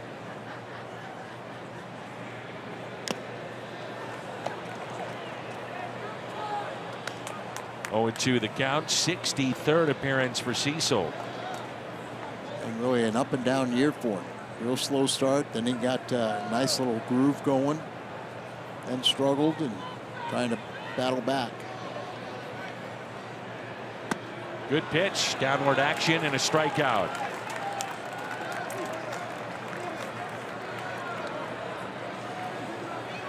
This copyrighted telecast presented by the authority of the Cardinals and may not be reproduced or retransmitted in any form, and the accounts and descriptions of this game may not be disseminated without the express written consent of the St. Louis Cardinals. Santana was the 12th strikeout victim. That's about their average per game. You would think if you're averaging close to double digits, which they are per game, it's got to be tough to win games. Well, it's tough to have those rallies, unless you're hitting home runs. But they got so many strikeouts in their lineup that it's hard to string together 3 or 4 hits or walk here and there, and then all the hits and putting up a crooked number unless they hit a home run. Here's the 0-1.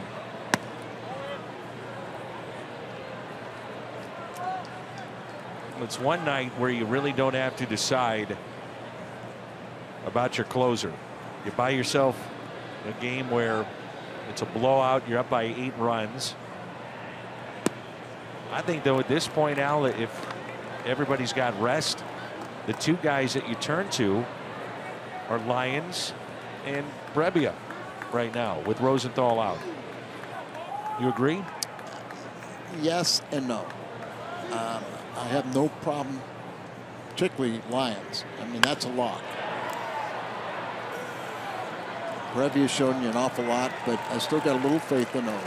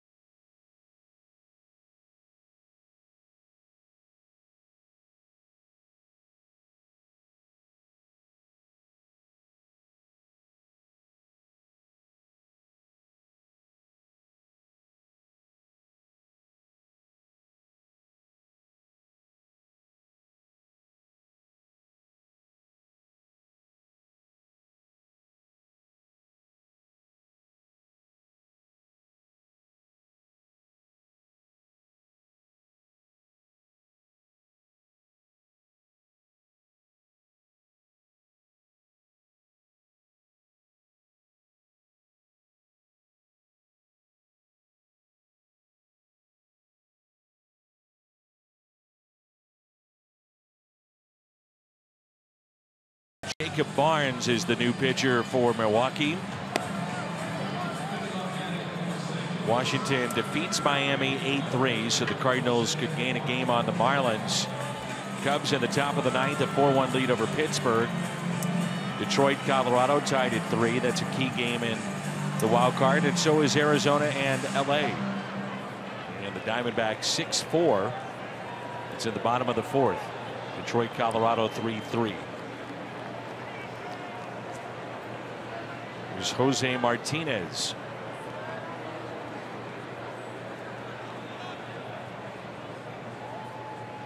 (10-2) our score. And there's strike one.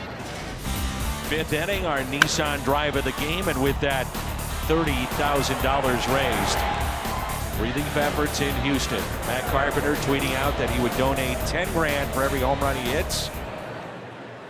Adam Wainwright matched that, and so did the Cardinals. So 30,000 raised. Nissan drive of the game. 0-1 pitch. You would hope with that awareness that more of the players that have the means to do it would jump in and either start their own type of trend like that or jump in with Matt Carpenter. Yeah, that's what Matt, was trying to get other players and fans or whatever to help contribute.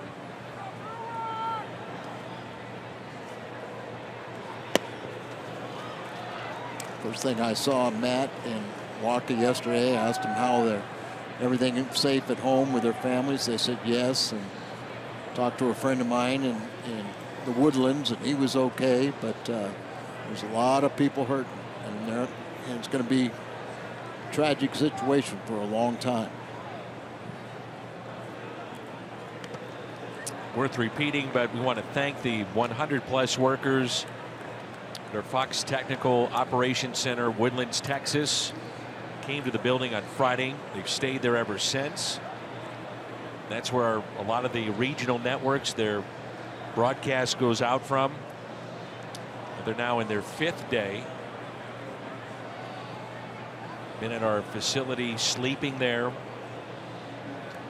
We have their basic necessities, but away from family members, friends, pets.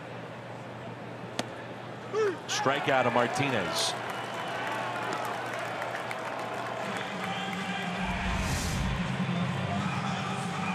Little slider, and started inside, gave up on it, broke to the inside part of the plate.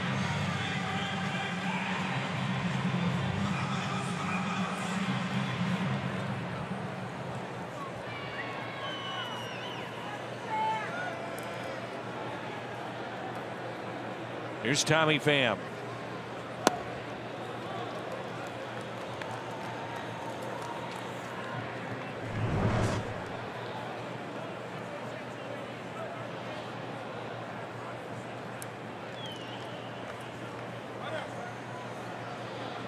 Pham has been on base 4 times tonight. A couple of walks, single and a double. 0 for 1 against Barnes in his career. And the 0-1 pitch. 0-2. It's like the new sheriff in town is getting the 9th inning. How good was he in his major league debut? Outstanding. First time the Cardinals had a reliever make their major league debut with 3 shutout innings. It was Jose De Leon.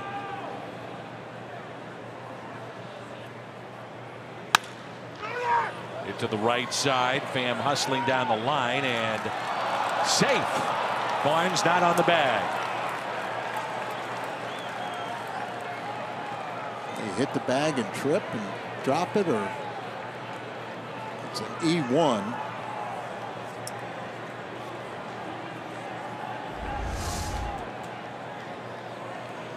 Right down the line. Get to it. Puts it right there and drops it. Then looking in the glove, turned his head, looked down at the bag, and loses connection.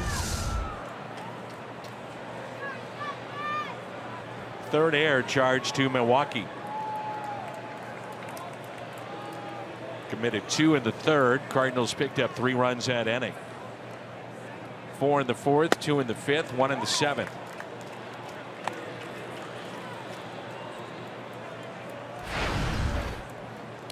Perez playing first base now. Very versatile player. Here's Paul DeYoung, who is driven in 3.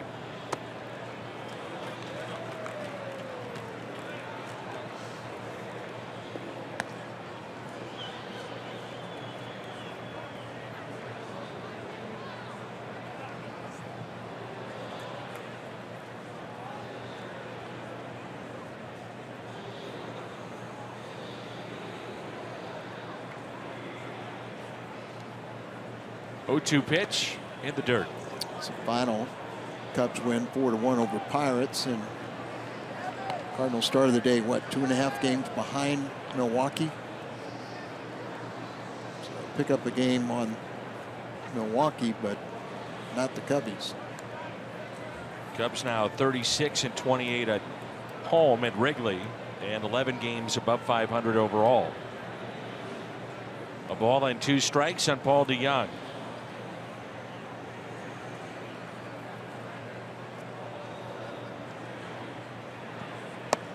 The strikeout of DeYoung.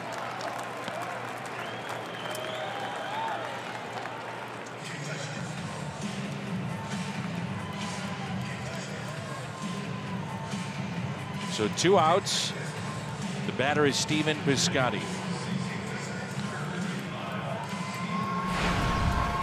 Stephen came into this season. We talked so much about launch angle, changed his swing a little bit. It was not a very good spring for Stephen, and that's carried over into the regular season for him. It's been a tough year both on and off the field.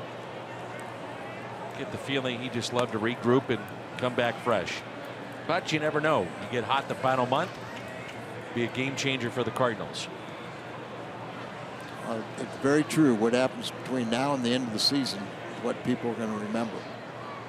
So you can salvage a year just by having a good finish. But he did a lot of this in the offseason, tinkering with his and you know, and you just wonder, like, okay, I liked it where it was. I agree. I mean, you appreciate trying to become a better hitter, but this hasn't worked. Here's a 2-0 pitch. You talked about it early on. You noticed how off balance at times he was in April, and sometimes you'll see him swing and he finishes almost up on the other side of the batter's box, falling across the plate or down almost like on one knee, and that's just not him. No, I mean, he was, you know, he wanted more power, and he hit 22 home runs last year. That's, you know, they say that, you know, he was a line drive hitter. Sure, they'd like him to hit a little more power, but power is the last thing that's going to materialize. And it bears repeating. It's not it's not Mabry and Louis Miller that are trying to get him to do this. He worked with somebody, and you know, this is what they, you know, came into spring training with this new approach. Such a bright guy, good athlete. He can figure this out. You would think. But like I said, you can appreciate trying to be better, but you know what you were doing was really good. Work on it again in the offseason, but go back to being the hitter you were. 3-2 pitch. Take it low. Another walk for the Cardinals. So the Milwaukee lineup has struck out 12 times in this game. The Cardinals have received just a ton of walks, closing in on 10 for the night. That usually is not a good combination. 9, right? You got it. There's Colton Wong, runners at first and second. Started taking off my shoes and socks.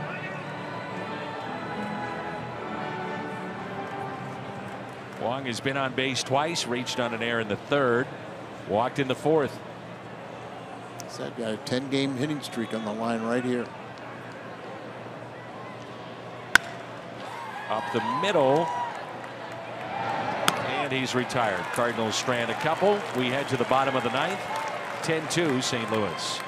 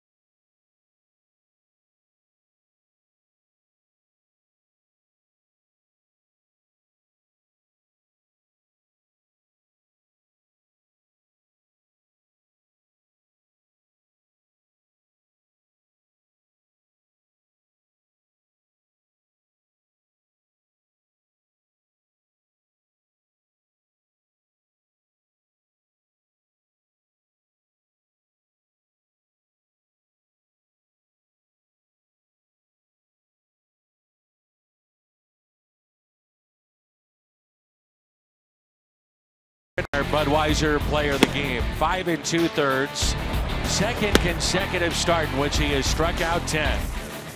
Last start against San Diego, 10 strikeouts, and 10 more piled up tonight.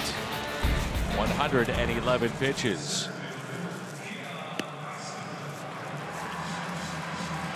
So Ryan Sheriff is into the ball game, made his major league debut in the homestand with 3 scoreless innings, really saved the bullpen and kept them in a game. Cardinals have been anxious to get him back out there, but when he had the 3 scoreless, the pitches piled up a bit for him, so first chance to do that is again tonight. Reminder that tomorrow it's Carlos Martinez, Chase Anderson on the air at 12:30 here on Fox Sports Midwest. 10-2 our score in the bottom of the ninth. With a good late sinking action, Ryan Sheriff. Well, what I liked in that 3-inning scoreless innings in his debut is kept everything down. You know, they just kind of pounded to the ground. He also had 4 strikeouts. One of the things with Stubby Clapp was guys like Brevia and some of the others that have been called up, you know, they've had to use their relievers for more than 1 inning, and that's what allowed him to go to 3. Saw him in spring training, and you know, he fired strikes, kept the ball down, got his ground balls.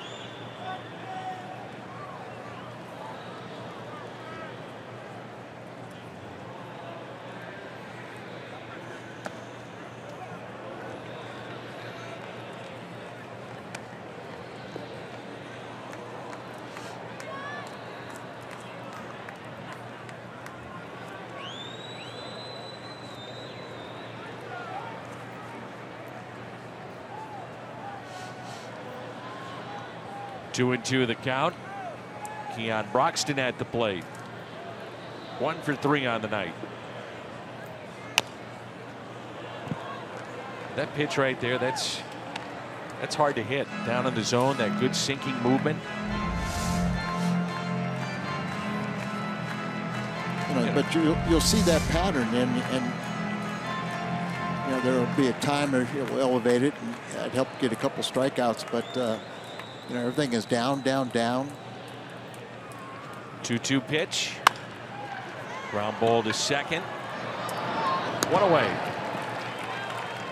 Luke Voigt is driven in 4 tonight. Paul DeYoung with 3. 2-run homer by Carpenter. The pitching of Luke Weaver. Bullpen's done a nice job, and now Ryan Sheriff trying to finish it off. Ryan also, you know, did the right thing of not trying to, you know, give hitters too much credit. Just go out there and attack the zone. Just say, you know, it's just like another ball game. First pitch, fly ball into right. Bridging. 2 outs. So the Cardinals are now away from taking game 1 of this 2-game set and at least earning a split against Milwaukee. Had to do that. You couldn't have dropped 2 in this series. Well, now if you win this first game, then you're not satisfied with the split. You got to win it tomorrow also. You'll still be in 3rd place, but you'll be a half game behind. And you know, there's still enough games that the Cardinals have with the Cubs. There's also enough games for Milwaukee with the Cubs to try and beat them up. But you're going to have to win the other games also. You can't win 2 here and then give them right back when you go to the West Coast. I think there were 6 times in the month of August that the Cubs lost, and so did the Cardinals. So 2 outs and nobody on. Jonathan VR single to center, line back to the pitcher Zach Duke with the bases loaded. Just an absolute screamer back at Duke. And in self-defense, put the glove up, and whew, we're all thankful he did. Here's a 1-1 pitch. 1-2. Cardinals starting this 10-game road trip, looks like with a victory. 1 strike away.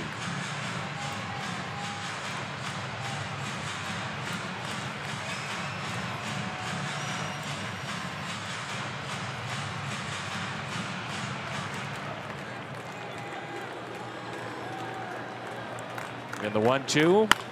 Ground ball and a base hit.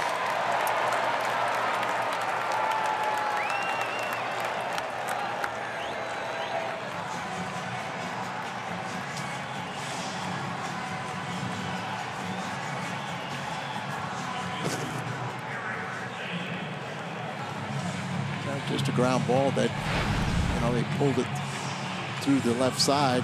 Could have very easily been right at someone.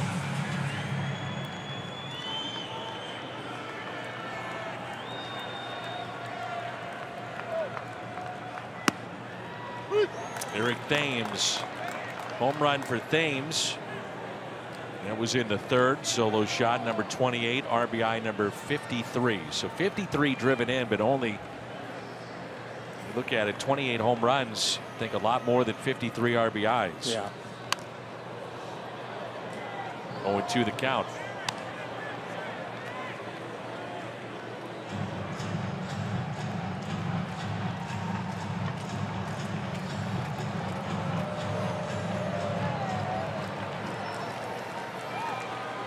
Again down to their final strike. The 0-2 pitch. Struck him out. Ends with a strikeout. The Cardinals racked them up tonight with 10 of them from Luke Weaver. He picks up the win. And the Cardinals win it 10-2 in game one of this 2-game set. Yeah, real nice effort right here. The first game of a road trip has usually been very tough for the Cardinals to win.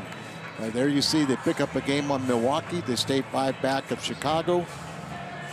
And let's just get a little bit closer tomorrow. It's off to the post-game show. Big win for the Cardinals. 10-2 the final.